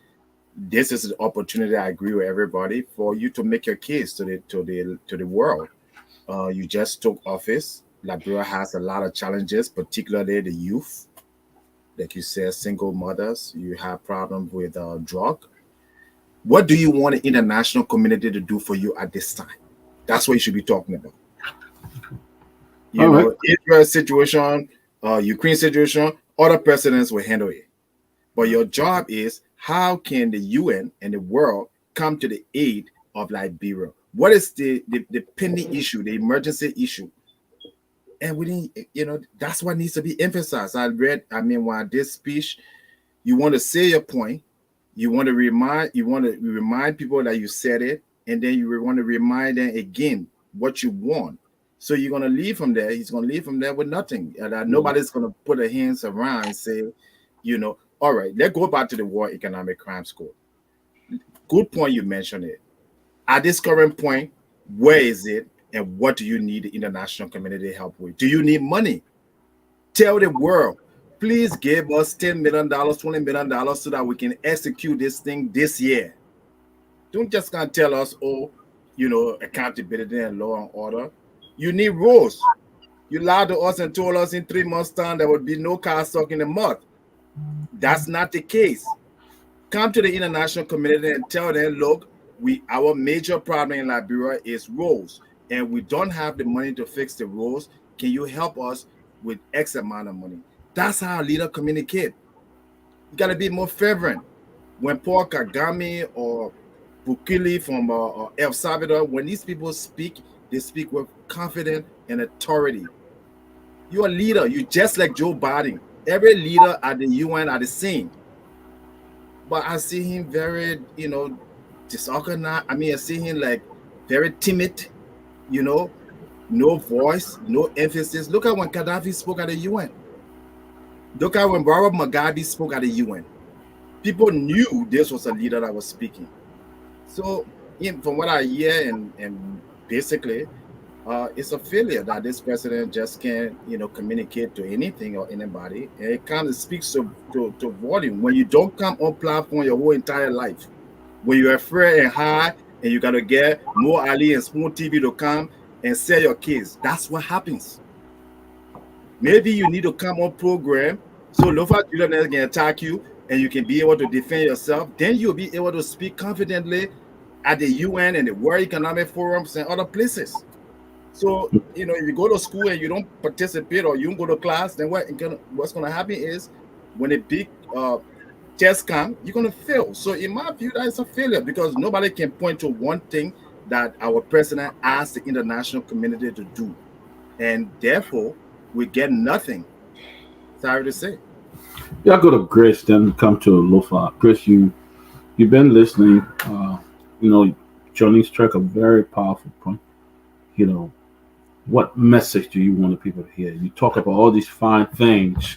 You're fighting corruption, national reconciliation, war and economic crime court. But did not demonstrate anything or any major fight where you started it, where it is now? There was nothing. You just said it because you want to say it. In my mind, you may have different impression, but I'd like to hear your side of it, Grace. Yeah, and I don't think some of us are being fair to President Parker today. Me, I would say as it is, President Parker, everybody is different. Most of the things that go on in government, I don't agree with it. But as far as him speaking, that's how he speaks. Everybody knows he's a soft talker. When people choose to vote for him that way, he has no strength in his voice. That's how he talks. So people are different. I still feel that he said what he had to say and the way he had to say it. That's the kind of person he is. Now, did I feel that he could have been more or strong in some of the things, the areas that he was supposed to stress on? Yes. But as far as him being a quiet talker, he is a quiet talker for 40 years in government. He had been talking like that in the Liberian children. So we understand that part, and we cannot sit on the platform and can't compare Joseph Biden speech and what he's putting out there to oppose country that Liberia president speech. Oppose country that Liberia president speech should be about the country and what they're really looking for the world to hear so people can help them. But one of the things I was thinking that Joseph Boakai or none of the other presidents after the war have ever focused on that they're not bringing to the war is that something is unfolding in Liberia and the country and the president, the previous president having noticed in their knowing it is the erosion. The water is taking over the country from the sea area. Liberia is surrounded by sea. So they're not looking into that. But when you go to the Google map, you compare it from the 80s to the 70s, you will see the Atlantic Ocean eroding into the city. They are not speaking about that. They are not talking about building barricades to stop that. So it will come a time, even when little children used to go behind the mansion there, because my own parents work in that area, we used to go straight. Most of those houses, when I went back to Liberia, they are all gone. I used to be behind the mansion there where they had a record room and all stuff. Those places are eroded. The sea already carried it. So we never heard him. None of them have ever spoken about that before. Speaking about something that the people have likely doesn't mean it will help any country. Speaking about something with confidence and asking the people to reach out that Liberia can be helped in that way, that's what we are looking at. But one of the things that he spoke about today that I want to just say a little bit on, he did reaffirm his government commitment to strengthen the rule of law, transparency, accountability, and sustaining peace and building a capable state. So I hope he does that. Because as far as I can see, there has been no accountability, and the rule of law is not very sustainable right now. The DEA, until now, he has not put anybody into the position after he suspended those two men, and they're still thinking on who to really bring there to be able to fight some of the things that are going on, especially when it comes to drugs in the country. So how you reaffirming that when you haven't have that chosen a DEA boss as of yet since the scandal came to the two DEA or deputy and the boss himself. So are these just words that you just want to get out there, or are you actually really trying to really get help from the international community for these things for the country? So and that's why I am with him. But I think President Boakai, when he's speaking, he's a soft speaker. We don't expect anything new. Like when people say they voted for him that way. All right, Lofa comment. The president, this was his first time speaking there as president of Liberia. I know he spoke there as vice president, and everybody expected him to be more. I know, like you say, he's old. His voice, the older we get, our voice sometimes go and stuff like that. But overall assessment in terms of selling at some of his agenda, like that's for you. Then we're going to move on. So, Dr. Peabody, let's be clear here. The UNGA is a conglomeration of world leaders coming together for a specific purpose, and it's simple: solution, problem, ideals. Okay, few things here. What did you encounter? How and what are you doing to solve the problem? And what are some of the problems that you foresee? As a leader, you must be farsighted. This is why you are coming to this event. So what you're doing here is telling the people, upon my ascendancy, this is what I encounter, and these are things that I'm doing or I did to address the problem, and my people and country benefited from it, so that other leaders can hopefully learn from what was done and apply similar logic. I listened to my brother, and I want to address my brother Peewee's statement about, the UNGA is not the sonar. No, it's not. You're absolutely correct. It's definitely not the sonar. But then you also contradicted yourself when you said other leaders highlighted their work, okay, at the UNGA. You mentioned the fact that President Weah brought up the issue of climate, okay, the issue of climate control. The climate issue, no. The climate issue was a holistic global problem. Was a global problem. Listen, well, Pewee, let me land. Pewee, let me land. Pewee, let me land. I didn't contradict myself. Pewee, let me land. Pewee, let me land. Pewee, let me land. Go ahead. Let me land, Pewee. Okay, let me land. The issue of climate control, understanding and considering the reality that it is a global issue, but President Weah in his deliberation spoke of what Liberia contribution is. When one speak of contribution, you know what you're saying? You are saying, this is what I'm doing. This is what my country is doing in the process. So that is what he's trying to highlight here. You give him credit for doing that, all right? You also mentioned the fact that President Biden, okay, Biden spoke of the Sudan war and all the things that are happening. Leaders come together to address key global or national issues, but they also highlight their successes, and they also use that as a platform to highlight the need for assistance so that the international community, because you must use factual information to convince the audience, and that is the word, other leaders who may be interested in helping you out. So let's take for an example, the issue of accountability. How many individuals who are involved in this issue of consistent corruption have been prosecuted? Maybe it would have been an opportunity for President Boykai to highlight what the justice system have done, okay, in pursuing of justice and accountability in Liberia. What we are doing, okay, as a part of the process of the effort to implement the War and Economic Crimes Court. When we mention the issue of drugs, what are some critical areas, or where are some of these areas that we are struggling with, and what have we done to counter some of these things, and where do we intend to land in the entire process? None of those things were done.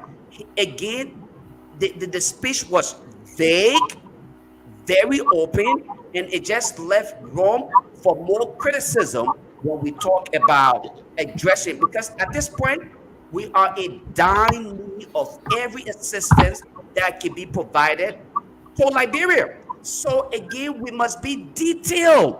You don't have to bring all of Liberia problem because you have 15 minutes. But considering the fact that he'd been there before, he represented Liberia not in the capacity as a president, but he represented Liberia as a vice president. He should have been knowledgeable or well aware of the current situation. Besides, we just went through an election where President Boykai ran on a specific agenda. Based on his accomplishment, you would think that he would have been able to say to the world some of the things that we're experiencing and where we need to fill in those gaps. Going forward, I want to also address the statement by Sister Grace. She said President Boykai is soft-spoken, and Liberian heard and saw him in that manner and elected him. I must agree with you. You are absolutely correct. Nevertheless, President George Weah also made it crystal clear, okay, I think in his first speech at the SONA or something of that nature, whether it was a SONA or not, he said, do not judge me based on the eloquence of my speeches, but based on my accomplishment. So when he appeared at the UNGA, and you also then mentioned that he couldn't be under, you had difficulty understanding him, but he also presented written documentation as to what was deliberated on. So if you had difficulties understanding him when he deliberated verbally, I think you were still provided the written documentation when you read it. Did you attain anything from the deliberation? Was there anything substantial? that Liberia could have benefited from in that case. So if your case here is the soft-spoken nature of President Boycott, people should not criticize him on that, then I don't think we have any room to criticize President Weah on his deliberation as well, because again, it's the difference here in the style of presentation. Both individuals did not come with the same style of presentation. But in it all, I will close on this note. President Boycott did not deliver as I expected, especially for a man who served in government for 40 some more years of existence in government. Look, you should have blown the roof off that building so that other leaders who will come after you can say, wow, where and how can we get to Liberia to support Liberia in the best way possible? Unfortunately, I don't think we did that. So now we will have to sit on this platform almost every day to make the case for Liberia to be able to get the needed support. Until then, President Boycott and the rest of his crews will walk away with per diems. They will sleep in luxurious hotels. They will eat the best of food, and our people will remain in Liberia suffering and dying from curable diseases when they are continuing the wasteful spending and purchases of luxurious vehicles. Let me move forward, Lofa. Let me bring Grace in. Since Grace, you reference her. Let me bring Grace in and Grace. Lofa. Thank you, Peabody, for being fair enough. One of the things I connect with you for, you very fair. But when I come on this platform, I expect these things. People will always try to go after what I say, especially the platform is already being deemed that it's a sedition platform. So when I mention we are near, people get trickled. Everybody's shaking under the comments, they're shaking this and that. We have some things. I don't know. We have nothing. I mean, nothing. I don't know him. I don't care to know him. I keep on saying that. I like I was rooting for Weah as a president. He failed the country, so it pissed me off that I wanted him to succeed. And my thing is that I'm not comparing the speeches with. I compare a little bit, but what I'm saying to you is that I did understand Waka more when he spoke than I would understand Weah. I had a choice to go and read his speech if I wanted to. I was not interested at that time because at that time a lot of rape and molestation and domestic violence were going on. Like, I was fighting that cause. I was fighting strongly. If you were on my Facebook page, you were seeing. So that took away my attention from everything that was happening in the country. Except for what I hear about the stealing and thing I get, but my fight was for the women and girls that were being molested, and I fought that fight. Nobody should know that. So it's not. Well, no, I agree with you. You're not protesting together. I agree with you on the part. So I wasn't paying attention to that. That was my focus at that point in time.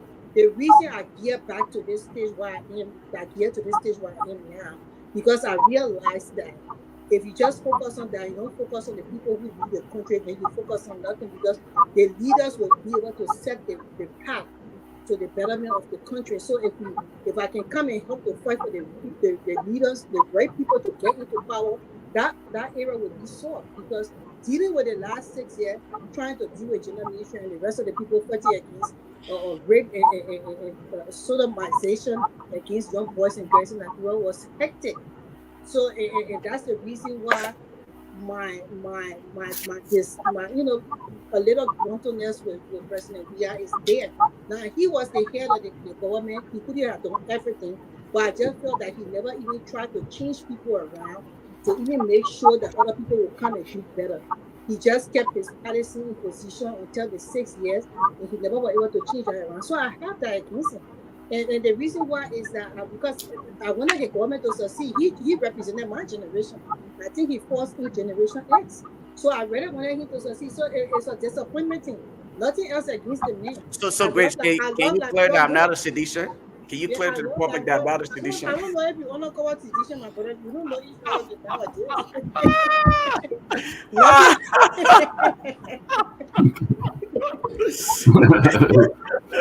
Okay. Okay, but welcome, Robert. Welcome, Robert. Robert, welcome. Good to see you. Uh, uh, one of the things I'm sure you've been following the show, and one of the things we've been talking about here today is the president's speech and the era of corruption, fighting corruption. Do you think the president have really put effort in fighting corruption since he took over? Robert, can you hear me? I'm sorry, I can hear you now. Go ahead. Okay, go ahead. I said the era of corruption. The president talking fighting corruption. But do you think he have done much in terms of addressing the No, I don't corruption? think so. I'm not even close. The president has not done anything close, or he has not made any decision to set the tone that corruption is intolerable under his watch. I mean, just look at what's happening. There are many types of corruption. It's just not when people take money that don't belong to them. But I mean, look at the budget. These guys spend $16 million off budget, and they barely could give account for what was spent, right? They're saying, well, we spent it in security when the money was not even allocated for that. That's corruption. The very president who lived off of loans for all these years were giving $50,000 in contribution to folks as president-elect. Where did that money come from suddenly? That's another form of corruption in my book. I'm looking forward to see what decisions he make with regards to the commerce minister. Because again, that's another form of corruption, especially if the government has a set amount with regards to vehicles for public officials, which I understand is $45,000. But what can he say to the Minister of Commerce when he himself is driving a car over $500,000? Bulletproof vehicle under $500,000, over $500,000. So again, the president is so powerful to the point where, Doc, he sets the tone. He or she sets the tone. If the president is driving a car in a poor country like Liberia for that amount, where we don't even have good roads, where the very convoy that these cars, if he were to go in the remotest part of the country, unless they're going to park the bulletproof $500,000 car in Monrovia and take another vehicle. We saw what happened the last time when he went out of town. By the time they came back, all those cars were dusted up, right? And then we talk about maintenance. So if the president thinks it's okay when folks are struggling, when parents can barely afford a meal, or three-course meal, when they can barely afford their kids' tuitions, and you can drive that kind of car, his ministers would think it's okay to do that. But meanwhile, and I'm not putting this on the back of this administration, but meanwhile, Doc, you'll be shocked to know that the national team of Liberia, these guys who represent the entire country, they don't have a bus of their own.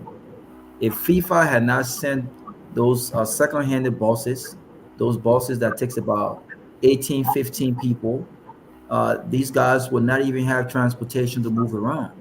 When you can get a nice bus around here for less than $40,000. When it comes to, I talked the last time about the MRI scan, right? We don't have that in our country. We can get one for $100,000, $150,000 to $400,000, right?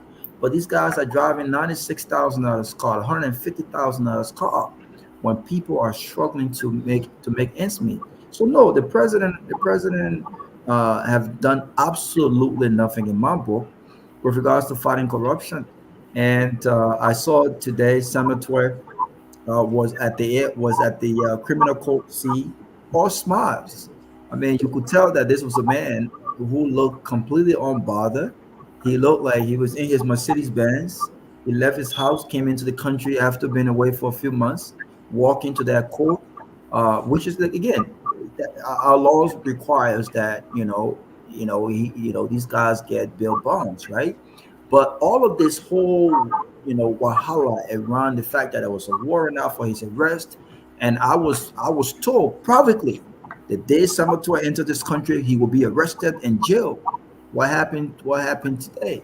He walked in, got his bail bond, and he walked back out. So he's a free man to move around Morovia until the jury until the trial starts. But I can guarantee you, Doc, take this and watch this. Mark this date. This is the end of this case because the government does not have serious evidence against Samuel Twe. The government is on record of losing high-profile cases. Look at what happened recently to Gloria Scott, right? Her case was verdict was overturned by the Supreme Court, and so this is what we have. This is what we have as a country. This is what we have. So to answer your question, absolutely not. He has done absolutely nothing, in my opinion, that signifies that he's serious about fighting corruption. He's serious about mismanagement of public funding. He has done absolutely. He has not set the tone. In fact, he's done worse. All right, Robert, thank you. You set the tune for our next topic on the arrival of the former Foreign Minister of Liberia, Honorable Samuel Twe. Like you said, he had been all over the place parading around, that he arrested. I mean, they probably made the arrangement in the back, had that his lawyer was engaging them. Maybe it could have been one of the conditions, but he went home today, and as you said, now it's the time for the government to present evidence that they have against Mr. Twe and stuff like that. But I like to bring Johnny in that. Johnny, you heard that the former Foreign Minister arrived today. He went back home to Liberia. He went and put up a bond. He was released on bond, and he's not in Morocco. What is your take on that? So thank you, Robert. Thank you for joining us. I'm right. I'm here sitting, Robert. I gotta see before I move from the city. I'm right here at Spring Suite. Please let me see you, my brother. I beg you. I got the address. I will try to. I got the address. I will try to come find you. Okay. And in fact, I just got communication from the university that we close for today and tomorrow, for Thursday and Friday, because of some hurricane from Florida. Hurricane. So they are not transferring all my classes for Saturday. So I'll have 3 classes to lecture on Saturday because I leave from here on Monday. So, but anyway, in response to what we're hearing about Samuel Twe, like I heard from Robert, Liberia issue is just a cycle. Only the little ones, the people we call Zogos, the people that have no political relevance, no economic strength, no high profile, they are the one that will always be. They are the one that the system can always take effect on. Today somebody told me about law and justice, and that's from our point of come. Law and justice are 2 different things. The application of the law and to acquire justice, they are 2 different. So the law may be in favor of Samuel Twe, and then it's against the people. So whatever is perceived that Samuel Twe is accused of, or action that he took, that the state thinks that undermine the existence of the people of Liberia, is what we want to hear about. But Samuel Twe is that's the legal system. He got a right to file a bond, and if the bond was genuine, was guaranteed by law, of course, the court will accept it, and he will go out. But let's look and see what is the strength of our system to prosecute and find anybody of high profile guilty. Example, in a recent time, the court found someone guilty. President Weah spoke and turned the ruling around the sense that he used pardon to say that he will not go to jail, he will go to some government office, they will arrange how he will pay the money, and X and Y things happen. He didn't go to jail. Okay, man, Gloria Scott was a little bit unfortunate. She was found guilty by the lower court, and she went to court for a few months. And the coming of the new government, Supreme Court passed a ruling to set her free on legal matter, on the issue of what law again. Law, not justice, but law. So the little girl who was killed in the home of Gloria Scott, her people, her spirit has no justice. but the law set the rest are free. I hope you understand the connection I'm making here: justice and law. So Samuel Tuer, the law, he will find the best lawyer. He will find the best part of the law that can protect him against whatever prosecution I have against him. But I really do not want to just like waste my time talking about what will happen to Samuel Tuer. Because our history is like that. All the high profile guys had to go to jail when they go to court. They had to find them guilty. Even if they are found guilty, they won't serve the term. But go to central prison now. If I go to all the prison compounds around the country, poor people, children are there languishing, and they are not even being tried yet. They haven't been tried. They are there called pre-trial detainees. Some of them have been there for more than 2, 3 terms. No one is seeking after them. Part of my work I had to do a few years back with the Carter Center was to fight to make sure that poor people that were in jail that did not have a lawyer, but their statutory period of being in jail has expired, to get them out.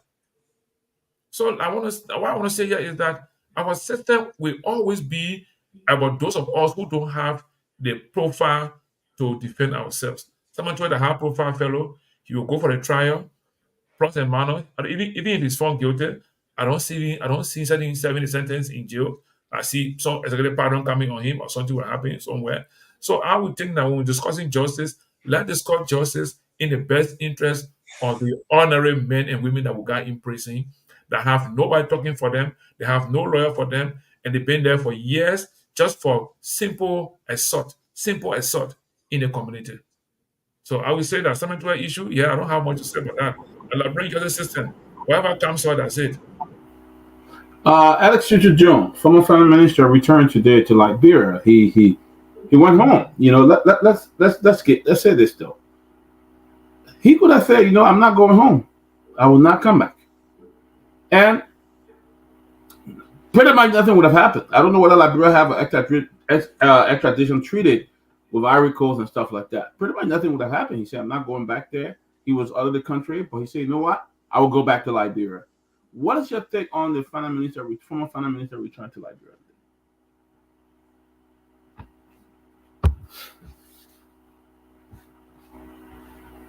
Alex, we can hear you.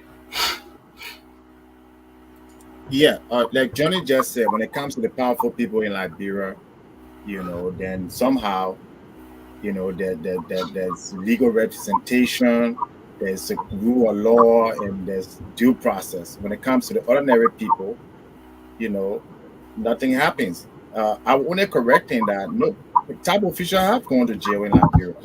If you're on the wrong side of the political spectrum, Judy Bryant went to jail. So somehow, when the government is not on your side, the law will follow its course and you go to jail. But when when you have friends, you have BP people in power, you connected to the Garguahs and the Connors and all these different people, then somehow the justice system, we're not going to work. So I don't know what country where someone is indicted, they're asked to report to the court, they refuse for months, which is a crime in itself. They come when they feel like coming, and then they walk in. In what world? If you're indicted and you're supposed to show up on Monday, you show up on Monday, Tuesday morning, the warrant for your arrest. You're going to jail just for the fact that you didn't show up. So what should I celebrate? I should celebrate the fact that, okay, Tuer can come whenever he wants to come. So the people who always only think, we got law and order, we got due process, our country, we have nothing. Liberia is a broken shithole country with no rule of law. That's the reality. From the president down, okay? Rodney Sear went to jail, okay? Rodney Sear went to jail. Henry Costa went to jail. Then you tell me that in a government for 9 months where it's very corrupt, now one person caught for corruption will go to jail? You buying that story? You buying the story that over 6 years under George Weah administration, nobody stole, no top official went to jail? That's what I'm saying. I said it. Liberia is a disgrace of a country until we get somebody who don't have friends, who don't care about who you know, who don't care about the BB shot there. You understand? That's the only way our country will move forward, and that's what we need in our country. No, because the very same people also will sit out in America and talk about law and order, but when it comes to our friends, it comes to our buddies and our partisans, then somehow now there should be due process. Like you said, go to the central prison. What happened to due process to all these people? It's not there. So we should examine ourselves. We are the problem, especially us in America here that got little money and little influence, and we can go and take picture with some PP shot. You know what I mean? That what we live. If you take picture with Joseph Walker, we take picture with Joe. I know if the picture in itself is going to prolong your life, your life in this world, or it's going to send you to heaven. That what we live for. You go on Facebook, you see the other person with the other person, the other person. I know what kind of people that crave so much power and authority to people in power, and the same people that are destroying the country. Stealing. We talk. Robert, one last minute here. You just said that the people are corrupt. Even your American just wrote a big book talk about how the Senate passed bill with all transparency. So these very people here you're talking about, who are the names? Please tell us, because we can just keep they're not ghosts. That the country corrupt, people are corrupt, but we don't know the name. When Ali Jones start calling the name, then they say I get evidence. So please tell us, who are the people in Liberia that you think we gotta convict them that are corrupt? Please tell us. All right, Alice, thank you.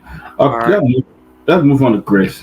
Grace, the former finance minister returned. You know, Alex, you said it's important. You said the poor people suffer, but yes, a case. He went back home. Okay. He was a wanted man. He went back. Not a lot of people do it, though. Not a lot of people going to do it. Okay. But, Chris, let me hear you. So we're going to give you kudos for doing it? No, I don't say give him kudos, but at least he went home. But I sure he didn't just go. They probably had some arrangement they made with the lawyers that, hey, you got to come and report. You got to put a bond, and you'll not be arrested. And probably that's what he did, according to what I've been reading. Go ahead, Chris. Yeah, you see, the thing that bothered me is that Samuel Pewee was indicted for he and his colleagues, the rest of the people were indicted for $500 million economic sabotage. That in itself is like, I don't know what to equivalent it to when it comes to real criminal act. That's huge. After he was indicted, this man fled the country. He was a fugitive for a point in time. He was a fugitive. No, he was not. He was already out of the country when he was indicted. He didn't run away. You say he was out of the country. Some people say he was in the country. He left that. No, he was not. So, he left the country. Yeah.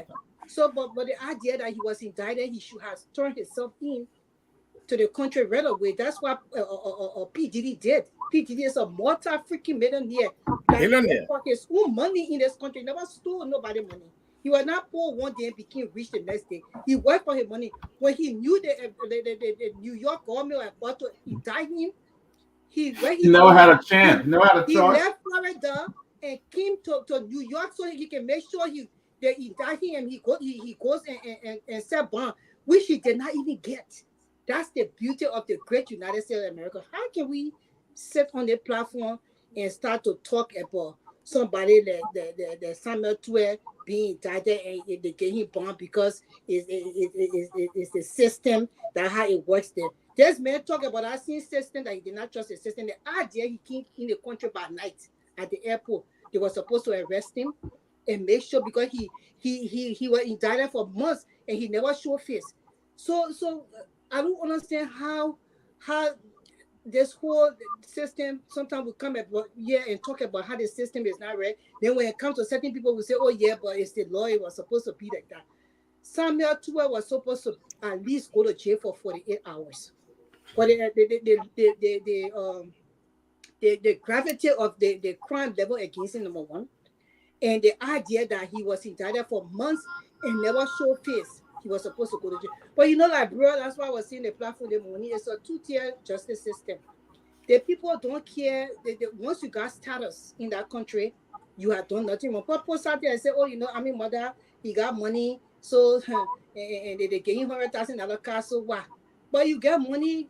Why would you want to take $100,000 car from a poor government like bro?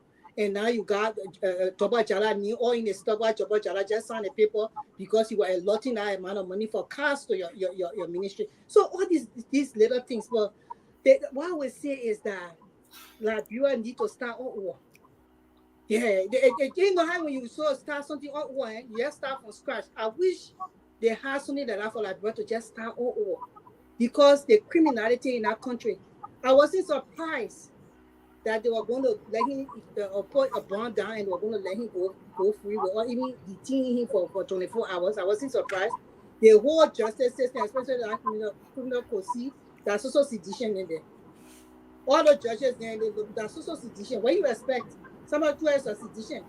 This government and the CDC government are the two governments that destroy Liberia to the core. Until Liberians can decide in 2029 to let the people go and bring a whole new group of people, a whole new party to take and lead Liberia to the right direction, Liberians, their children, their generation or children are doomed. I said it, they are doomed until they can realize that. So we're not surprised that this thing happened. We're not surprised that somebody we probably get away with this thing. All the other police that were charged, they will all get away with it. That whole justice system was left there by CDC. They know what they were doing because they know the organized crime they have going on in 6 years. So they needed to put the people in place just in case a thing that they happen in Wakatan or whosoever was going to be president, so they could save them. We all know it. And you know, for some old workers will say, well, as it is, they will get mad. But who cares? What message did they send to our people today? That you can steal money from the government, that whole the criminal name from government to government, they will just always let them go. You can steal money from the government and just go and stand bond, and then later on they be carrying your case small. French man say and pay before you load it up. Hopefully forgetting about it because the people already hungry, didn't get food to eat. You think they will be paying attention to that before you look somebody will be working a free man with millions of dollars. But we have seen it all play before. How far will it go? Some of them will not be able to maintain that money because they never work for it. They will end up being pop-up again before another 10 to 20 years come. That's how I have to say. All right, Chris, let's go to Julius. Julius, the former Prime Minister, will once you end, then I got a new topic we'll move up to. But the former Prime Minister returned to Liberia today and put out a bond. So when you put out a bond, it means that you're arrested to be released, I believe, and put out a bond, and he was granted a bond. What is your take on this? My take on it, first of all, let's kind of let's put things into perspective. First of all, he returned to the country willingly. This man returned to the country, even though it was required of him to turn himself in, a month ago or whatever. He turned himself in willingly. I want to say to him, in respect of, the current situation in the country, considering that Liberia always been this don't care kind of country, I'm glad that he turned himself in to allow the law to take its course. But few instances or situations that took place. Robert Saliv, his mother, took responsibility for his corrupt act. Now, let us take this beyond just accepting responsibility. Remember, corruption is a form of murder. Corruption contributes to poor education, poor quality education in our country. Corruption contributes to the limited health care in our country. Corruption contributes, to the desire for ritualistic killing. All of these things, you cannot distance corruption from all of these things. Madam Saliv took responsibility, and Robert Saliv today is walking sky-free. Why? Because he is in he is the president's son, right? We leave that alone. Brani Samokai, President, we are pardon him. Why? It is constitutional. It is within his jurisdiction to pardon a thief, a murderer, in whatever capacity. President Weah did it. They did not see reason to set example, okay, so that we can set a deterrent for these murderers and ritualistic killers and everything else that corruption introduced in our society or would introduce in our society. And finally, here we go again. We are talking about the case of Charlotte Musu, a young woman who may never get justice in her life, whether it was because of poor or participation or just the mere fact that she's one of us. She's like the Lofa Julius. She's not associated with the big names. She's like the Lofa Julius, who no one knows and no one wants to have any kind of association with. Charlotte is like the Lofa Julius, who no one would prefer in their circle because, of course, the Lofa Julius and other people are simply about transformation in Liberia. So, of course, guess what? She's never going to get justice. At the end of the day, her mother, the biological mother of that child, the biological father, may have to sit in the corner and weep for years upon years because we are not a part of the status quo. We are not a part of the corrupt few. We don't want to be a part of those corrupt few who will blatantly take away from the masses. So when I see Samuel Tweed walking away today, I am not surprised. You know why I'm not surprised? I'm not surprised at the mere fact that, look, it was all planned out. Samuel Tweed knew, had he turning himself with all of the recent corrupt practices, not a day on earth, not a second on earth would he have been arrested. If you're willing to arrest Samuel Tweed and prosecute him for corruption, you damn well must be willing to prosecute Amin Modal. You damn well must be willing to prosecute the one who stole, what is his name? Giddens, the one who took them the 20-something million and claimed that he was about to take on rural rehabilitation. That's a form of corruption. So Samuel Tweed knew that he was very comfortable and he could be very comfortable at this time. That's the reason why he walked in there with smiles on his face.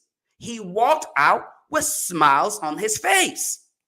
It's not because he knew or he felt within himself the conscience as though stealing supposed to be a good thing. I will close on this note.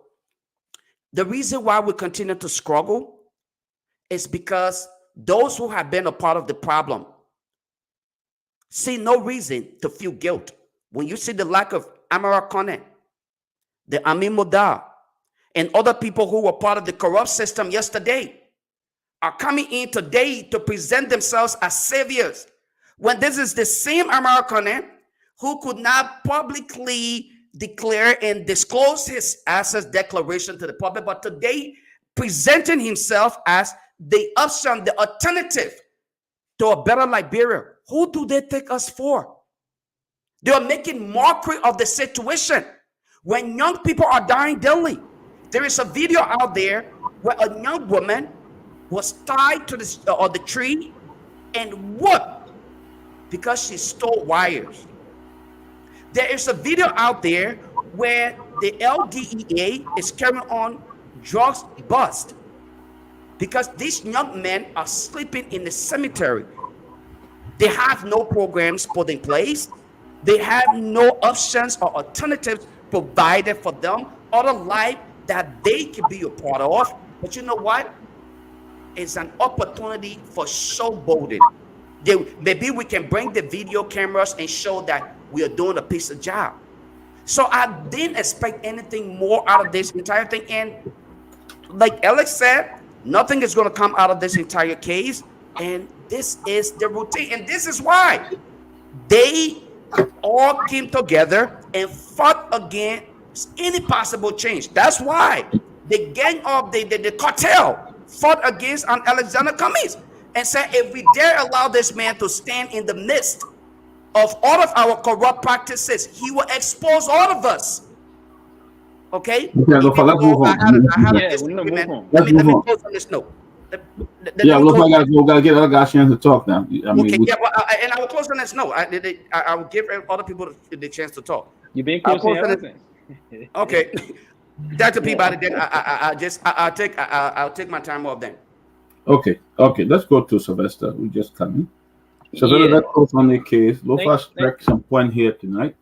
So when we talk about Ellen Johnson, these are important points about Lofa continuing to push this issue about this myth about Amara Corner not declaring or publishing. No, Amara Corner did declare. And listen, if you come out and consistently say this mis and disinformation, I will come out consistently and defend and say you are maliciously misinforming the people of our country. Amara did declare his assets. He did. But you cannot say he published. I consistently said published. You just said he didn't declare. You just said Amara have never been indicted on any crime. Let's be honest. And I said this to you. I said publish his asset. The declaration is one thing, but he promised to publish his asset. No, you just let's be sincere. You just said he didn't declare and publish. That's what you said. Right. Okay. If he declared and did not publish, then where am I wrong? There's no law that is holding him to publish. Now you about to change it. I did not say he's mandated constitutionally. I never said he was mandated constitutionally. Okay, let him. No, he mentioned me. That's why I thought to respond. Okay. What I talked about was the element of the issue. It was not particularly you. I was talking about the element of the issue about Amara not declaring or publishing his assets. No, Amara did declare as per the law. The law provides that every government officials that he did that. He did that in conformity with the law. He receives a respect of the law, and I respect him for that. And he's not only that he's a respect of the law, he's been one of those elements that have contributed tremendously towards the country moving forward. Now, many folks may not know the role this young man played in our country. The first time the compound we ever got in the history of Liberia was under his influence, his rapprochement and connectivity. The current president of the Republic of Liberia, this son that here in Washington, D.C., it was Amara that did all of the necessary negotiation and the rest of those things. He played a major role in the country. He's never been indicted for corruption. There's no one report about him being indicted for corruption. If there's one on Alfred, he's waiting to face the law. He's not one of those that will escape the law. But to come and say he didn't do this, and we here to make the necessary clarification, trust me, probably the day I'm not talking, then you say that, and I will let you go. But if I'm talking, by the grace of God, I will always provide a clarification. Now, back to the issue. Mr. Pewee, being back to the country today, is part of the process about respecting the rule of law. Mr. Pewee himself, a neo-progressive, believed in the process of the rule of law, and I respect him for that. Now, part of the reason why Mr. Pewee, first and foremost, did not immediately get back, because he was out of the country when this indictment thing came about. He was basically in the Côte d'Ivoire. He was not a fugitive. He was not escaping from justice. His concern was genuine. The fact that you cannot set the basis that you don't want to bring kangaroo justice to the country, and that's one of the concerns he had. But one thing we try to portray, Lofa, I listen to us, we try to portray is that if you are accused now in our country, you're guilty. You say, why the man was smiling? Well, no, why should he worry? What? If you are accused, you're not guilty. The laws, our jurisprudence is emphatically clear. You are innocent unless proven otherwise. Now, part of the reason why today Mr. Pewee went home, it is because the charges whatsoever that the indictment brought against him and others, these are debatable offense. Debatable, it's not treason. He shouldn't go to that. So the law provides that if Raul is accused of these things and Raul can get bailed out, Raul will get his bail and go home. So what is the issue behind this process that the man presented himself in court today, and here his lawyer filed his necessary criminal appearance bond in keeping with the charges and the indictment brought against him by the Republic of Liberia versus Samuel Pewee and the rest of the folks. they apply the process about litigation. Litigation is so technically evolving in those different circumstances. They signed it. The lawyer came out, bailed him out, and he had to walk and go home. Now, here's what that's going to happen. It's the basic to prove the process of exonerating himself. Now, it is obvious that there can be some political accusation. Togar believe he didn't commit what the government is alleging against him. So what the government is currently saying is alleged. It's not that he stole money from the government has been proven. And that's why they drew the indictment. That's why his lawyer came today and they challenged the process. Now he's on bail. They will run to court and go through the entire litigation process. Litigation is very expensive. It's time involving. But for anyone to insinuate at this stage that those individuals are corrupt, they themselves need to be assessed. Because there's nothing to be proven beyond any reasonable doubt that they are corrupt. It's an accusation. It's like me coming up and says, this person is this person. The only person that can nail anybody in the Republic of Liberia in these kind of circumstances is the court. And listen, no matter how anybody want to think about this thing, I believe sincerely until the court, Lofa, can come out and say, Pewee and the rest of the folks, they are guilty of this offense of economic sabotage. Then I will be convinced that they are indeed. But in the process, in the absence of these things, and you believe in just an accusation, and then someone should just come and go to jail because they're going to jail, no, it's bailable. Let me remind you, Lofa, that this particular charge against him is bailable. It's not treason. This is not treason. Like I said, this is not bailable. So if it is bailable, it is the law. You go and file the necessary criminal appearance bond to a valid insurance company. And that's what the folks went through. And just about the process, and the law certified that they will go home and begin the process of litigation. That's what I'm reporting. So I believe currently these gentlemen are innocent until the state can justifiably prove. And what does the law say? A preponderance of evidence. Yeah, they have to. Beyond those, I believe it's very innocent. As per the doctrine of our jurisprudence. Yes, as per the doctrine. Until proven guilty. Until otherwise. I don't want to talk any on the way. Okay. As per the doctrine of our jurisprudence, they are innocent until proven otherwise. Thank you. Yeah, Sylvester, Robert, want to come to you. Want to switch? I mean, so that you're not going to give me the chance to respond. No, but let me mention my name. No, we're small, Lofa. Let me say my own. No, I mean, he mentioned my name. At least give me the chance to respond. Okay. Let's get it, man. 30 seconds. Right. The man mentioned my name while his deliberation. Everything Pewee said was go ahead. 30 seconds now. Go ahead. 30 seconds. Okay. First of all, I mentioned Americone, and I want to say this again. Americone did not declare and publish his assets. Declare and publish. Show me where he published his asset declaration, then I will accept the correction. Until then, there's nothing in the law that says public. There is nothing in. I did not say his act was unconstitutional. I spoke English and I was very clear on that. He, as a man who claimed to be the face of transparency and promise to be that ideal person to present true change, he did not publish his asset declaration as promised. So he lied. He cannot distance himself from what Alex actually said. But they have the Freedom of Information Act. That's a way that he can go and get it. Look, the Freedom of Information Act in a country like Liberia. Let us stop trying to use all of these ideal situation of decisions to just circumvent the reality. Let's stop. Americone and other people know these things, that they are trying to shield themselves from the reality, and because they have been involved in some kind of corrupt practice, so they are using these enshrined words in the Constitution or the law to protect themselves from the reality, man. Let's stop playing with these things. It's in the law.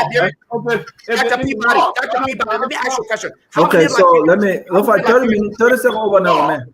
How many Liberians in the country can afford to actually pursue or pursue the process of obtaining what you're speaking to? Let's not do that. Let's be realistic here. Amarokane, as transparent as he claimed he is, he shouldn't have to put Liberians through that entire process to go and obtain documents that simply just provide information to the public. He can just simply make it available. But Amarokane, like Alex said, until he can do what he promised the people, he is just as corrupt. So let me say this. I think it's wrong though to equate corruption to the fact that our decision does not fit your desires, right? You can't say someone is corrupt when there have been no court document to prove so. And then you can also say because they refuse to publish, which they are not legally bounding to do. They've done what is required by law, which is declare the access. Right now, what we need to be doing is, if we want the access declared and published, we should be speaking to our lawmakers and those who we elect to change the law so that now the lawmakers can be required to declare and publish. If a senator or lawmaker decides to publish his her access, that's totally up to them. That does not mean that they are not being transparent or they are hiding something. And it doesn't mean that they're corrupt. You can't say the man is corrupt because the man has not published his access, right? I think that's unfair. But again, you have the right to your opinion, and I think. Thank you. I think Amar Conan, if he appears on the show, I think has a better explanation as to the decisions he's made. But I think he's done what the law has required him to do. And I got a very interesting topic, but we're still talking about I know, and I don't think that's corruption. But to your point about Samuel Tway, I think it's Article 22 of the Constitution, 22D, that talks about all accused being bailable, right?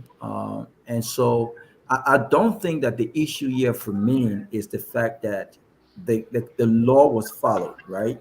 He is entitled to a bail bond, which is what he did today. I think my issue has always been, and I stated when this indictment came on, is that the government should not waste taxpayer money just to prove a point that is more political than the one that reflects the facts. And we spoke up against this whole alteration and fingering of document under the then George Weah led administration. And I felt then, and I still feel now, that it was a total waste of taxpayer money because it had political implications, right? If the goal here was to tarnish the reputation of a reputable man in court, and at the time, it benefited Unity Party because they were trying to get rid of him, and it benefited the ruling government at the time. I thought that was wrong. But worst of all is the fact that taxpayer money were wasted on a case that had no basis of the facts. And I will say, I will say this right now. It sounds good for the government to say Samuel Tway has been indicted on this amount. Sabotage, economic sabotage, $500 million, whatever. But anywhere in the world where democracy rules, it's not what you say. It's not the perception of a political narrative. It's what you are able to prove in court. It boils down to the facts. All of us can have our sentiments about Samuel Tway. Look, the third year of Samuel Tway, I told the president, and I said it publicly, that Samuel Tway needed to be fired. And if I were George Weah, to be honest with you, and it's not that I don't like the guy. I don't think it's not that he's not smart, but I just did not see his economic policy making national impact, right, with the economy and everything else that needed to be done. And on those bases, I would have gone back to the drawing board and said, look, maybe we need some new ideas here, right? We need some new ideas. I think he could have still played a role, right? So it has nothing to do with the fact that I don't like him. I like the guy. I don't hate anyone, right? But the fact here is the government, this is all bluff. The government did this to sell the next headline. Oh, a very big fish has been caught in corruption scheme. But what are the facts? And I look forward to this case. I don't think that there are sufficient evidence beyond the reasonable doubt to put Samuel behind bars for the rest of his life, or for even a year, or even 5 months. My issue today was the fact that, again, it spoke to this bluff. Do you know how much talk about? Look, these guys said they were Interpol arrest to have Samuel arrested in any of these countries to bring him back to the country. They were talking all these big talk, but he willingly flew into the country today, 1 a.m. as reported, took pictures with his family. He was picked up, and he turned himself into that. Looked at the man, went to the court. He went to the court smiling. He looked completely unbothered. And perhaps I don't think that this has anything to do with the Samuel name. It's the fact that we have a system that is not serious about fighting serious crimes. We want to make political statements at the detriment of taxpayer. You don't get government like that, Dr. Peabody. I don't have to like Johnny, but the truth is, I'm not going to waste taxpayer money and our time on a case where I don't have sufficient evidence to prove that in court. By the time this case is done, do you know how much would have been spent from the government perspective? And what would be the result? We've seen this movie play over and over. And let me close on this note. My friend Chuchu, you know I like you, my man.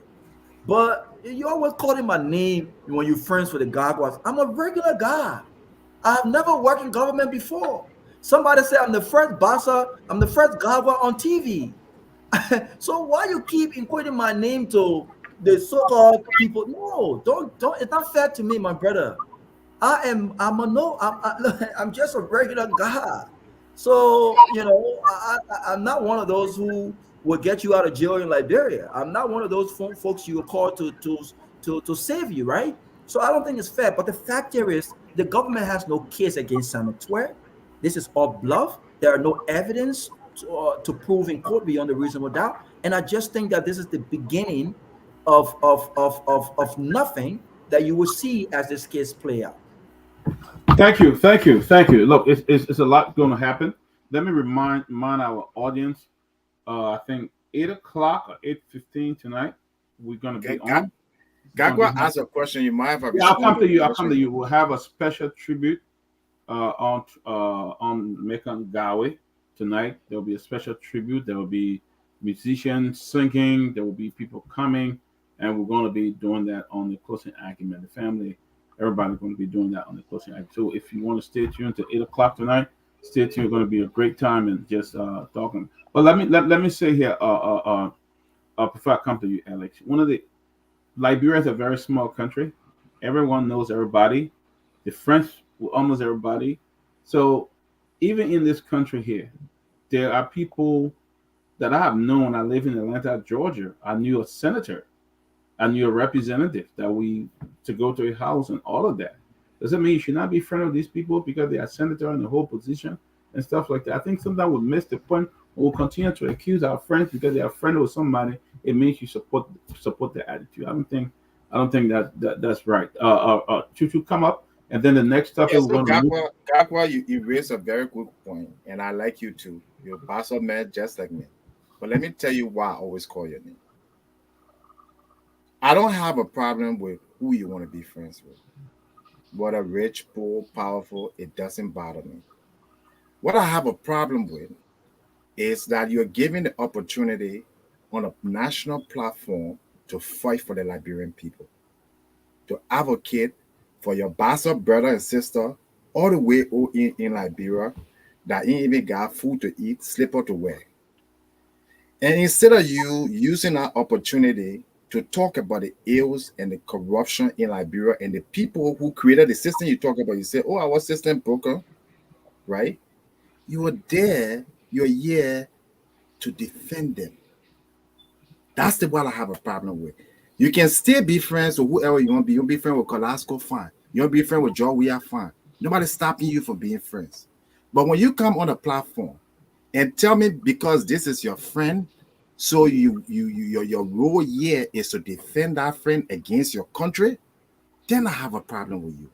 I don't see you fighting for the men enslaved way, the way you so vigorously fighting for anytime American name mentioned or Samuel Tua name mentioned, I don't see you fighting for that. I never heard you fight for one prisoner. Hold on now.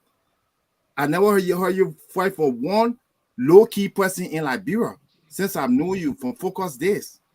But maybe you infatuated with the fact that certain people in society who got money and power, and you know what I mean, you're ordinary guy, but maybe you fancy these people. You're staying in the same five-star hotel, you're hanging out together. So maybe you feel that your responsibility now, that when Alex Jones says something about them, so because of your friend, you have to kind of defend them. So as long as you keep doing that, my brother, me, you will have a problem. And let me lastly say, if I in jail in Liberia, I want for no friend to come there. Okay? Because that's not a job. Their job as my friend is to tell me to do the right thing. Their job as my friend is to stand with me when I do the right thing, and if I did the wrong thing, to publicly criticize me. And that's what I expect honorable people to do. Dad, please give me 30 seconds, please. It's very important. Please, I beg you. Well, I think you're coming. I want to come in. Johnny, please give me just 30 seconds. It's very important. Johnny, and then we'll go to our last topic. Chuchu just said a lot of things here. Number one, Chuchu, we probably don't know. Since I graduated college, for the past 15 years as a young man, I've dedicated my life to fighting for underprivileged folks, not on national radio, not via my mouth, but via my actions. We supported over 500 students. We built 2 public libraries in our country, in Liberia, and I have continued to do so now. I have given my experiences to folks that are doing major work in my county. We fought for people many, many years ago without analyzing political issues, right? And we will continue to do that. And I think I'm not the only person on this platform who have done things in our country. So when you talk about fighting for the regular folks, the guy who don't have no power, none of that, I've done that, and I will continue to do that. And just because I have relationships with people who have power has nothing to do with the truth. The names you mentioned, they've not been accused of corruption. Sekou is a friend. He's been a friend before CDC got power. So what do you want me to do now? You want me to disconnect myself because he has power? No, I have been truthful. He has never called me one day to say, look, my man, you can't talk about the president this way. No, because we know how to separate our friendship from the facts and the truth and what we fight for. I'm not that type of person. But the truth is, you can't just assume that people are corrupt because they're in a particular government. You can assume that Amar Khan is corrupt because he was in Ellen-led government. And I've been on record saying Ellen had one of the most corrupt government in the history of our country. There are many, many channels and many, many ways people follow corruption without actions being taken. And so I think, again, it's unfair for you to assume that because I'm on the side of the facts, because I'm telling you, look, when we can't just sit on public platform and just blanketly make statements against the character of people without the facts, doesn't mean that I'm not fighting for people. I want to see a country where we can prosecute people not based on political narrative or political statement, but based on truth and facts, right? I want to see people go to jail, not all of these bluff and hot water and none of that. I want to see that. So again, if Amar Kone was corrupt and the fact shows he's corrupt, I will be on this platform criticizing him and denouncing that. If Sekou was corrupt and the fact shows he's corrupt, I will be on this platform criticizing that. Last point, I have a lot of close relationship in Unity Party. You may know, George Lowe is a good friend of mine. He was one of my groomsmen. He was just recently, we separate our relationship. Do you think he's not my brother? Do you think I don't have love and respect for him? Has it stopped me from criticizing Joseph Boakai, who is like a father to him and Unity Party? Absolutely not. Would that affect my relationship with him? Absolutely not. People who I'm friends with know my stand. They know my integrity. They know where I stand. And I think it's unfair for you to think that because we are friends with certain people who are in government somehow means that has compromised our integrity, our principles, and what we stand for. By the way, my best friend has never been in government. He's a nobody, but he remains my best friend. You don't know him. Nobody knows him, but he remains my best friend. My relationship are not on the grounds of who people know, how much money they have, what their social status are. No, it's about character and principle. and that's who I am. So it's unfair again for us to just make these statements. I don't think it's fair for the discussion, and I don't think it's fair for these guys that we're making accusation about. When you bring these statements, bring facts, and let's look at the facts. And if the fact proves that they're guilty, I will criticize them. I will do that. Okay, can I give Okay. you one fact? No, let me come in now, please. Go ahead, Go Johnny. ahead. Go ahead. Yeah. All right, so I want to make 2 points. One would be on the American issue, and the second would be about our justice system as related to prosecution. So this is a scenario. In 2011, the EU provided Liberian government a 3-phase grant into health sector, specifically maternal health. And the reason why I'm making reference to maternal health, the work I've done in Liberia, I've seen women in difficult conditions. Just 2 examples. One in Bapuru, women work 16 hours to access health center to give birth. I spoke with the midwife in Bele Yala and also in Bele Fasama. This traditional midwife told me what women go through. I shed tears about that. Now, in 2011, going back to Amarakone, I think he was the finance minister. If all I can remember, there was an issue of giving a count of 10 million euro that came from the EU. And I It was followed that. 2013, was not 2011. 2011, he was not Minister of Finance. The minister All provided right. information for you. Thank you for the correction, but I know somewhere around there, about 2011, 2012, 2013. 2013. All right. I can hold on to my verification on the year. No, it's But not, you are not minister. No, listen, you are not minister of 2011. okay, thank you. Let me get my point right. Yeah, The point I'm making here is that the European Union provided money for Liberia in the health sector, and that money was specifically for maternal health. It was here to be given to Liberia in 3 phases: 10 million, 10 million, 10 million over a period of time. During the time of accounting for this money, the finance minister was called at the legislature, then Amarakone. His report on that money was that he included it into the Ministry of Health budget. And the Senate recalled for the late Minister Goni Gare to come and confirm or deny. Goni Gare appeared at the legislature again and confirmed that this money was never included in the Ministry of Health budget. Never. Amarakone report statement then was it was under the hospital in Tapeta. Again, that I think was Tap Sunday. That Akape came on the radio again to the very Senate or legislature and denied that there was no increment into the budget of the hospital in Tapeta. That is the end of that situation. How do you analyze that? Is that corruption? Is that misapplication or what? A level ought to discuss that. That was on the radio consistent. Those 2 instances I'm telling you about, I follow it because I'm a strong, passionate person for women because I know what I've went through growing up with my grandmother and my mother being a single mother then before I became what I am. So everywhere I go to work in Liberia, in the interior, I try to understand women issues. The second thing I want to speak about here is the justice issue. Look, it would be difficult in Liberia for our prosecution to ever find real evidence to prosecute any high-profile person. Then why go to court? I can't wait for me. Let me make my point. The prosecution of criminal offenses starts from the police. What is the capacity of the police to collect evidence, preserve evidence, protect evidence in the kind of high-profile situation? It's difficult.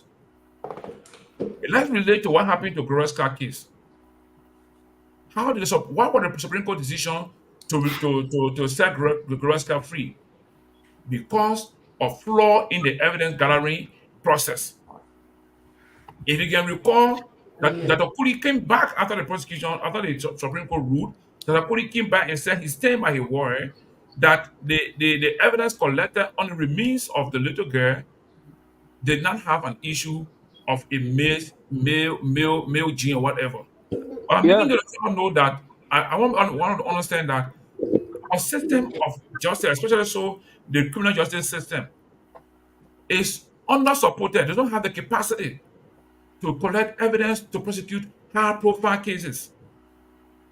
In the same case, if we had the opportunity to work for the poor and marginalized young people and women that are in prison today because they don't have the means to file a bond, Most people are in prison in Liberia across the federal prison centers because of simple thing. They cannot file a bond. And because somebody wants to put somebody in jail. So if all of us here were to rally around and say, look, let's see how we can provide a means to defend the indigent and popular in jail, they will have the same access like the high profile and those suspects, criminal suspects, to be out to the sea way on bail.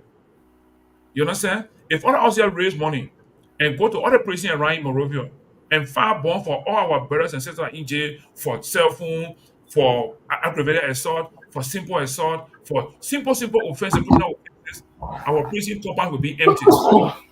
So I'm saying to us here, what I'm saying here is that our criminal justice system is highly underfunded, and our government need to ensure that the system is funded to the extent that they are able to collect hard, cogent fines to prosecute high-profile criminal cases and find people guilty. With that said, I also believe that the case of Samuel Pewee trial will have flaws, and those flaws will be in his favor because the system say beyond all reasonable doubt, beyond all reasonable doubt. Because it said that because it is the state versus Samuel Pewee alone. The 5 million plus Liberian people, minus Samuel Pewee, are the one that are prosecuting Samuel Pewee. So you should have all the resources to prosecute him. So in the event where you have doubt in one of the instances, the doubt will go in favor of Samuel Pewee. Thank you. Even though Samuel Pewee may have committed offenses that are criminal, but in that situation, he'll be set free. Then what becomes the people? What becomes of the people? We are still at the same place, no safe drinking water, poor health system, poor educational system, poor road system, poor everything just will be poor because I will take power tomorrow and become a minister and find a way to bypass the criminal system so that when I commit an offense, I'll be set free. So to close on this one, all of us Liberians that we work in government, we must first see ourselves as people that want to serve our people, not to steal from our people. If we go to government position with the intent of committing offense or stealing from people, you will steal and be free because the system does not have the capacity to prosecute you. Thank you. All right, let's move on. I think our last topic here for tonight is the Liberian Senate Special Committee that is set up, and they found out that according to the report, the specialized committee of the Liberian Senate set up to investigate an alleged budget alteration has exonerated Bone County Senator Prince Kehleboe and the Senate Committee on Ways and Means and Finance from budget tampering of U.S. $738.8 million. So the committee that was set up, they exonerated Prince Moyi, who have been really involved in this. We're talking about corruption here. We're talking about, but we blame the executive. But yeah, it's right here in the Senate. People taking money, adding more money to the budget, and then they set up their own committee. Their own committee exonerate them. These are some of the, then you try to run behind Samuel Pewee and say Samuel Pewee stole money and stuff like that, and you write all that stealing money, and you're not even, you can't even be transparent for a small group, and then you blame me Samuel Pewee. I mean, I wanted to chime in this. We'll start with Grace, and from there we'll go around, and then we'll take some calls, and then we'll go to the next show that starts at 8:30. Doesn't negate the fact that Samuel Pewee stole money, although the system is set up corrupt. This government is corrupt. Period. Doesn't negate the fact that Samuel Pewee stole money from Liberian people. We saw it clear the last 6 years. It is, you know what? Darius didn't say that the economy was in the toilet. The criminal justice system in Liberia, the justice system as a whole is in the septic tank. That's where they are. Yeah, they just need to dissolve in the ground and over Liberia do a reset. I keep on saying that they contradict to Liberian say start war. For some reason, how can you set up a committee to judge your own stealing? To investigate your own stealing? It doesn't make no sense. I kept on seeing this thing before. Any investigation supposed to go to the GSC or LSCC. How is it that you will have a committee within yourself? You stole the money. Then you said the committee you said it investigate yourself. Any good thing will come out of that. It will just be on your side. So this whole justice system, the whole House of Representatives, I don't know, like our parliament, the entire, everybody in the separate thing, the country need a reset, a restart all over. And that's the reason why I was voting on the other side in the last election, because I knew that these two governments, these two parties were not going to be the right people for Liberia.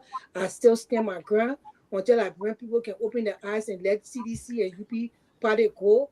Liberia is going nowhere. The children continue to suffer. The country will go into the drain, and the international world will continue to laugh at us. Thank you. Let me just support Grace a little bit, people. I beg you. Okay. Before I forget something Grace said, I want to get emphasis on a little bit. Grace, I agree with you on one point, right? The point is, I grew up with my old people. When things are so difficult, they can't understand. They say in Loma, they can say, "Adipu, why are this ever?" What you saying there? And I agree with you. Let's break Liberia. Let's go back and reorganize Liberia. It's like you can't keep a bag with you with the rice mixed up with seeds and things, and you won't pick the seeds from the rest. You have to waste the whole thing down on the floor, then you find time to pick the seeds, the right one from the wrong time. So I agree. This country would need to bring everything must come down. Then we reboot. Let's shut down and reboot the country. That's what the country really need to do. I agree with you. Thank you. Alex. Yeah, but that's what the war was supposed to do. I mean, that's what 1990 came. We broke the whole country down. We killed 250,000 people. We say they went to peace talk to build a whole new system. That's what the Second Republic was for. 1980, they came up. We said, okay, all the people there in the Togar administration, will put most of them to the pool. So I don't know. But the point I want to raise here is that as far as going forward, I think you just need the right leadership. That's it. Ghana was like this. America here was like this. It was very dysfunctional and corrupt. All right. We saw Rwanda. They went at machetes with each other, killed 1 million people in a matter of weeks. Today, Rwanda is the model for safety and development all across Africa. So it just takes that person that ain't got no friend, ain't care about friend, ain't care about who like them, who ain't like them. Once you get that person like, bro, I tell you, 6 months, that place will be straight. But when you get people who I care where Dr. Peabody would think about me, Dr. Peabody is my friend, so he do something, I can't go after him, I can't say nothing bad. Garguah is my friend, so we went to school together. That's the problem in Liberia. And that's the continuation. I mean, we see it right on the show here. To me, even talking about American and all this point here, it's a waste of my time. I can be playing tennis or golf or doing something. Because they ain't worth the dust on the floor for me to even open my mouth to talk about it. Yeah, while we're here talking about Ellis Johnson said the whole government corrupt, but the finance minister somehow, our whole government can be corrupt, but the finance minister is an impeccable man. How is that possible? You're the one controlling the whole budget. You're the one responsible to put check and balance. So if the government corrupt, it would be impossible in the world of finance or in the world of economics for the finance minister to not be corrupt. But according to Robert Uno logic, no. And many of our people, somebody who are eating cassava in West Point, Colasco. Today, this man having wedding and living the largest life. Where you get the money from? Whereby students going to the University of Liberia, going to law school for 4-5 years in law school, work the rear up. They can't even get a job that will pay them $200. But Colasco now today, he can live a lifestyle with no education, nothing. Then you say no to your friend. You are the problem. Because if somebody is connected to somehow immorality or corruption or something, and you say, I know Colasco got no education. I think that's a very strong. He has no education. Colasco went to school. That's not good. I think he just. There you go again. I say when you mention somebody's name, they may get education. Let the man kind of show. Listen, Tutu, I gotta help do what you take. Let the man bring a credential on the show. I don't. If we would let him, Pewee, don't interrupt him, man. If you would let the man land. They're not if glitched I out, was right? talking, I don't if I was lose sleep on talking, people that think. if I was talking Ellis, about go ahead. Ellis, go ahead. I don't lose sleep on them. You see They lose what I'm sleep on telling you, themselves. Johnny? If I was talking about Yagawolo or the people in Liberia, they will not open their mouth. But the moment you talk about one person that their bodies, the corrupt bodies, oh, they're ready to come out now. All the education. I'm not a buddy to Kolasco, but I don't think. Yeah, but let Kolasco speak for himself. He's a public figure. No, All day we ready. gotta Let him go. Let him challenge.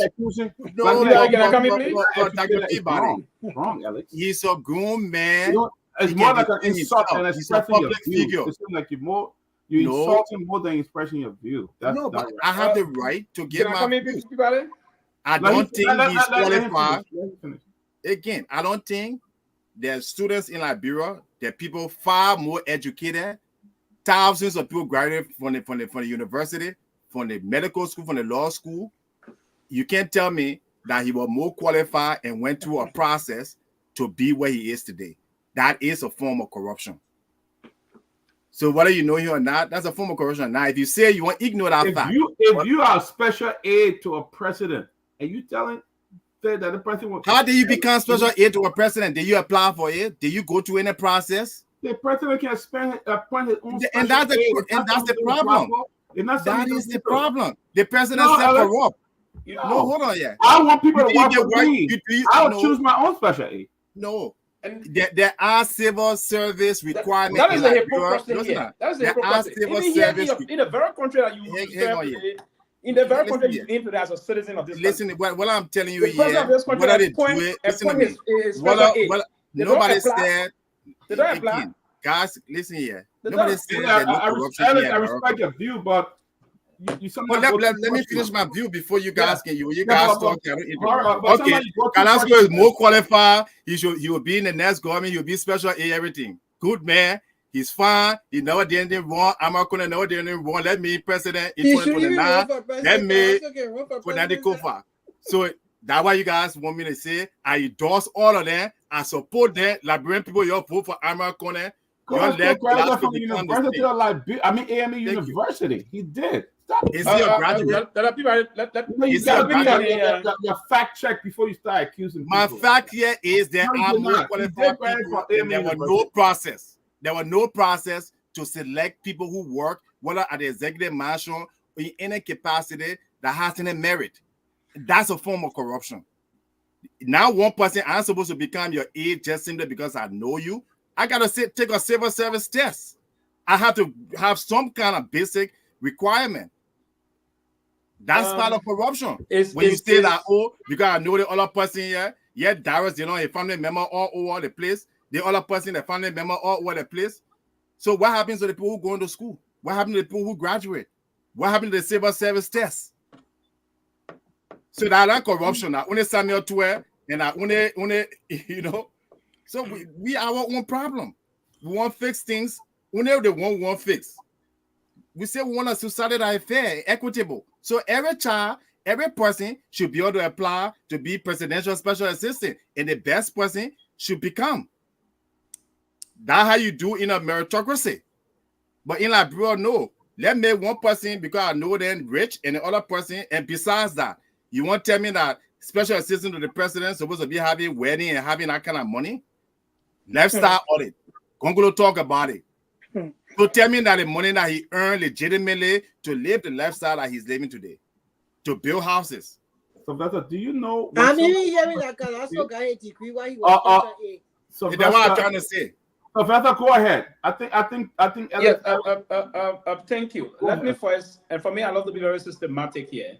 And I had the opportunity, and that's one of the reasons I had the opportunity basically to understand our system back home, and came back here and tried to strive to also challenge and understand the system. Also went to school here, went through a very competitive process here, and observe it back in the country in Liberia. The merit-based system you say you have here, let me educate you now and moving forward that the president of this great country don't put out a process for people to apply to become special aid to the president, secretary to the president of this and other things. Those are politically appointed job. So if the president is appointing someone, he appoints his confidant to be his special aid. Here in the US, the president appointed his confidant. If they did things, particularly Trump, if they did things, that's why he said he needed people that were loyal to him. He appointed people based on that. And that's what the Constitution of our country also provides. The president will appoint those people, his press secretary, his special aide, his and the rest of the team from the Minister of State for Presidential Affairs and the Chief of Staff and other major government functionaries. It's not the basis. They are now a civil service job. They don't work in conformity with the Civil Service Act of the Republic. They don't go through the competitive vetting process. They're being appointed by the president. The only person that evaluates them is the president. I mean, sometimes it is very reprehensible to sit and see folks that we believe in that should make independent analysis. They have the other canopy of saying this and that, they want to do this. Come on. And a U.S. president would not take an unqualified person. That's the difference. These are things that unfold today. We see in the society that most of the people that talk about our government system, even here in the challenge people competitively, will not understand the competitive nature of what you want to talk about. And you just the sit difference down here, the U.S. president would know better who to make special assistant. And your president doesn't know the difference. And say somebody didn't go to school. Castro is a college graduate. College graduate. When did he go to school? When you were working at traveling oil? When you were working at traveling oil with John Myean, when you went to school? Will you protect me, please? Alex, I think this is very elementary to be talking about. This man graduated from college. You have when did a man who go to college and study when you're traveling all around with the president? You know, actually, when you want to justify let him land. It's very elementary. And I'm personal friends, but I do know him and respect him a lot. He's a very intelligent man. And part of the business, not only because of his competence and qualification that the president appointed Carrasco, it was on the basis of the relationship that existed between the both men. They grew up in the same kind of a community. The president saw Carrasco consistency and loyalty, and to be special aid to a Liberian president or any president across the globe, evident by what Mr. Trump said in recent history, is you have to have the listening ear of the president, and one, the president should believe in your tenacity and your courage to get the job done. That's one aspect of it. But the man is qualified. They understand he's been deeply involved and entrenched in the Liberian political process. So what? Listen, where's the basis of what? He didn't go. He went to school. He's a college product. It's a merit-based appointment. He's merited the appointment from the former president of the Republic of Liberia. And he still enjoyed the company of the former president, evident by their very cordial relationship. The rapprochement have grown over the years. So I don't like to go into personal. You missed the point. The is that if you believe how he point is let me try me on this. You want to sit in this country and believe someone is living. You want to live in this country and believe someone is living an extravagant life. And then the guys will come and okay. So let me rest. I will soon rest, please. Few seconds. Yeah. You want to sit in this country and live the way you want to live. And what's the extravagant life of Carrasco living that you guys want to talk about? For someone to be able to have the living get into the moving up. Come on now. You made a point already, but then you're making this entire conversation about an individual. And Johnny, quickly before I land here, Johnny provided information that is not correct. I'll just have to attend to it. You're opportune to have done that, but then you made a conversation about Carrasco. Let other people chime in on here. I will come down. You have the time, please. Few seconds. Okay. Johnny, what you said quickly, and I agree about what you were saying about the EU thing. It was 2013, and you were saying 2011, or not 2011, or 2013 actually. Now the EU did put some money in the budget when the Walter Gonungari came out. When they asked in this question, he said he didn't know that money was transferred into other sector of it, but the money was actually $13 million, not $10 million. $13 million of the EU money. The money had gone in a consolidated account via the Central Bank National Consolidated Account. But during the budget process at the time, it was agreed by the cabinet. And there were even Madam President, even at a certain time, said Gonungari was in that cabinet section when they agreed that he should share a portion of that money on a sector of the health ministry. So when they asked Gonungari, did that money, he felt that money went specifically, no, the money was spread out in the health sector. That money was not taken, were not taken from that money. It was a process that the government decided in cabinet. Nobody is stolen from Liberian government. Nobody. Hold on a little bit. In cabinet.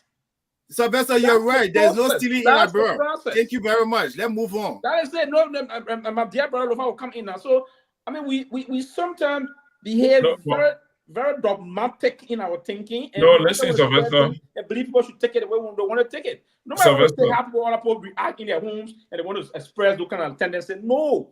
Yeah, so people, Sylvester, I'm very hoping that you understood the point I made. I gave this as a scenario, which you know happened. When this issue came about, the Minister of Finance, then Amara, went to the legislature to give account. And he mentioned that this money was part of the Ministry of Health budget. Right. They now go to cabinet meeting, and very further, he was called at the legislature also. And he spoke at the legislature that he's not aware of any additional funding that was added to the Ministry of Health budget. No. He was dumbfounded on certain things. Dumbfounded. You were speaking at the last time. Understand it. No, I don't want to go back and forth. That providing the information that I know about this. The man is That's it. you was just dumbfounded. You were speaking at the not talk. I was at the not talk because I have my reference. I will let you know. Now, the second instance, and let me be logical. The second instance, didn't they call the head of Tabitha Hospital to legislature on asking money business investor? Didn't the legislature call him? No. They didn't call him. Did he call him? You're missing the boat here. Sylvester, no, man. They transfer some of the money. That information came out into the business. I come in. You're missing the boat here. You got the concept, but you're missing the boat. Sylvester, no, you're missing it up. Look at the You're process. missing it up. You're wasting your time with Sylvester. Some of the money went to wars the Ebola crisis at the time. All those things. Sylvester, no. You see, Sylvester, no. This thing we're doing is harming our people in the country. I'm not gonna be sentimental. Sylvester, give a Those are sentimental. I'm not gonna be sentimental. I'm not sentimental. I'm telling you. I don't be carried away by the crowd or sentiment. I agree that wasn't 2011 or 2013. Sylvester, listen, I agree with 2013, right? But it is 2013. Hey, man, listen now, Sylvester. I'm not fighting. Please, I beg you, Sylvester. Go ahead. Let's talk in the way that our people listen to us on the radio will learn from us and be informed. Go ahead. We're not here to argue on who is educated in the order. We all have been to our various schools of thought, right? I'm saying here, look at the scenario. The legislature was doing the review of the budget. Minister was called to report on the budget. The minister said the money from EU was added to the Ministry of Health budget. They called the late Goningade to legislature. And Goningade reported that this money was, as far as he was concerned, there was no additional funding to his ministry budget besides the one that were approved by legislature. The second scenario I asked him about, didn't they also invite Dr. Capper from Tabitha Hospital, where they assumed money had been deposited or had been added to? Dr. Capper came to the same legislature again and said he's not aware of any additional funding that was made to his budget, right? So I get made a scenario. How do we see the scenario? I'm not saying Anwar is corrupt. I'm not saying Anwar stole money. I'm just telling you this is what happened. How do we analyze it? What happened? Right? So even if they want to cabinet and cabinet said the money was deposited in wild places, we have to ensure that public money, even grant that comes to us. Look, when I'm managing USAID money under the Carter Center, I had a clear warning. They always say this is the taxpayer money. And for that lesson I learned in Liberia, I will tell Liberian people taxpayer money must be managed properly and adequately. And until our people in the country can know that the taxpayer money must be properly managed and spent in the interest of people, we will always argue like this on the radio, and our people will be the victim of these kind of arguments. Thank you. Let's go to Julius, and then the guy will come. Then we'll start taking. And then so Dak, I'm going to try to be really short here so that we can take calls from back home. A couple of things I want to speak to, right? The scenario laid out by my brother Johnny, right? The issue. Your relative gave you money, all right? Give it to your husband and tell your husband to bring it to the house to you. Your husband don't get the money to the wife. And then when the wife is asked about the money, then the wife says, I've never seen any money you sent. Then the husband now is clear of that entire thing. This is the case with Amara Kone, okay? The money was given and he claimed that he took the money home. And the wife said, no, the money was never, all right, anywhere close to our house. So in that case, the question you're asking my brother, Johnny, as to whether it is a form of corruption, yes, it is a form of corruption. The money never landed where it was intended. So, yes, it is a form of corruption, or alleged to be correct, or politically correct. But again, I'm not a politician, so I don't want to be politically correct. But it is an alleged form of corruption because the money did not get to this intended recipient. So, and secondly, with the issue of my brother Sylvester talking about, even in the United States, where people will appoint people, there is a system in place. When I work at the state treasurer, okay, while it is true that the state treasurer is an elected position, they bring in certain individuals who are selected. Appointed job, talking about state treasurer again. Talking about appointed job by the president, my brother. Are you going back to the state treasury? What are you? I'm just, you see, that's the problem with you. I'm not talking about state treasury. Sylvester, let me land here. We don't have much time. We gotta go. So that he is okay for him to interrupt. That's why I say you can learn. Let's go. Okay, so in that regard, he is allowed to select people. All right, appoint people to work with him or her. Okay, but there is a process. They have an entire team that evaluate. They evaluate all of these applicants or contributor to the entire process. So there's no way to wiggle your way around it. So you cannot compare the United States to that of Liberia. I'll stop on that note. All right, I got guys, we gotta go. We'll take one or two calls, and then from there we'll go, and then I understand we'll come back and start a new show tonight. So we gotta go. Let's take one or two calls. If you're in studio and you hearing us, let's take one.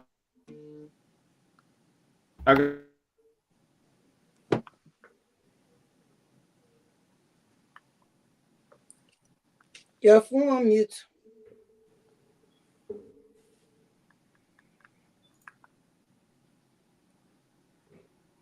Are the guys still in studio?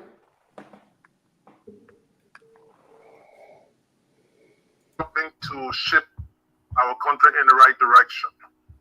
I mean, this is an informative platform that people follow, and I understand panelists can be opinionated. That's okay, but to the point that this platform would be used to denigrate people and literally disrespect the only the guise of being an advocate, it needs to be discouraged. You know, let me address my brother Chuchu. If you don't know people, the prudent thing you do, investigate about them, read about them.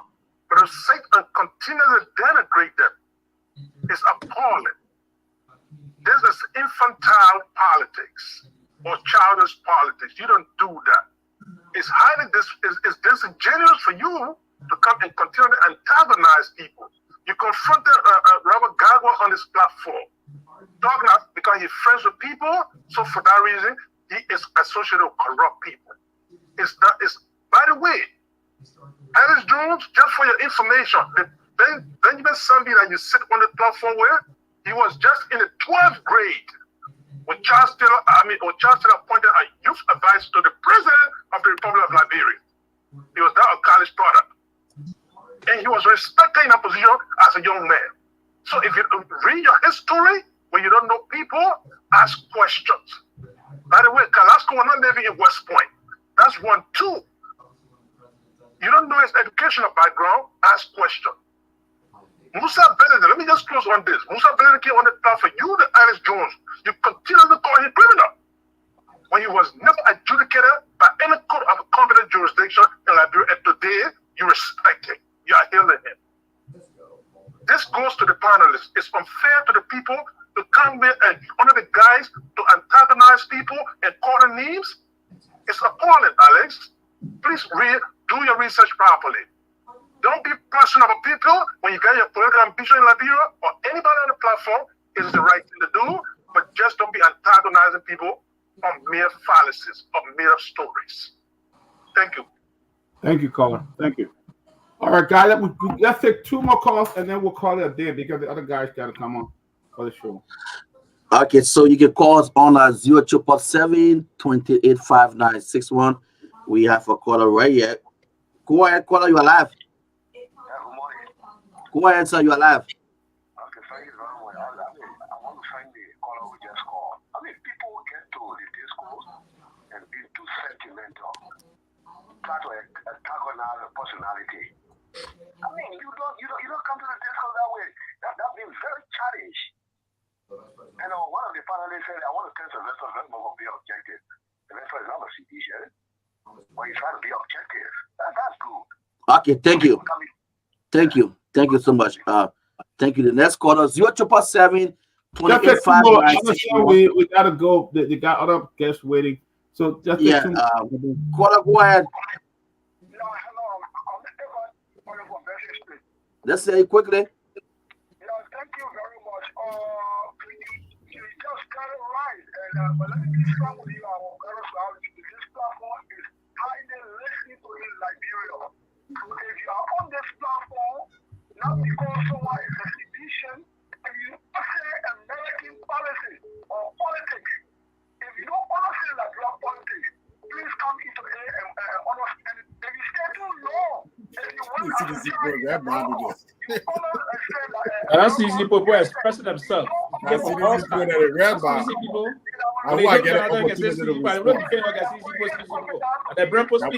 Now why they call us to edition? Well, that's soft thing. I don't know. Attack other people. No, we gotta wait a minute first. I tell you. Can I get into that?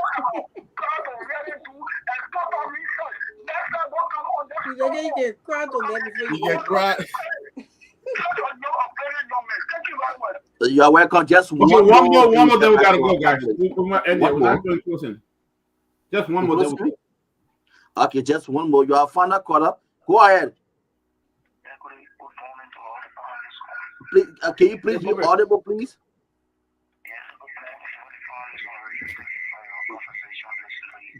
Just listen to the sound from your background. It's not good for us here in studio. Your background is so noisy. Yeah, go ahead. Yeah, go ahead. You're live.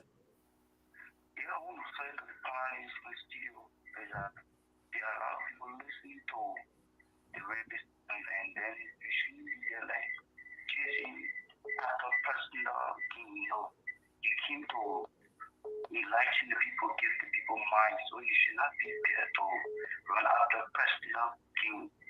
That will not be fun for way like rights. We want solution to our problem, discuss the issue the right way, not to be here after the people. Okay, thank you. Thanks so much for calling. Thanks to all the callers. So I to go back to our panelists. Thank you, guys. We got to go now. Thank everybody for coming. There's another show coming on. Can I please respond to your caller since they we gotta go. We don't have time. We're way past the time. There are people waiting on the back for the but they don't take calls. If somebody can call my name, guys, we gotta go. I see you guys. We gotta go. The show is over. I will get back to them on Friday. I'll be here just for them. You get 90 to see the caller. I will be here just for them on Friday. I'm excited because they came out, the brother. Cancel my tenants for the CDC. They wanted to finish what I call.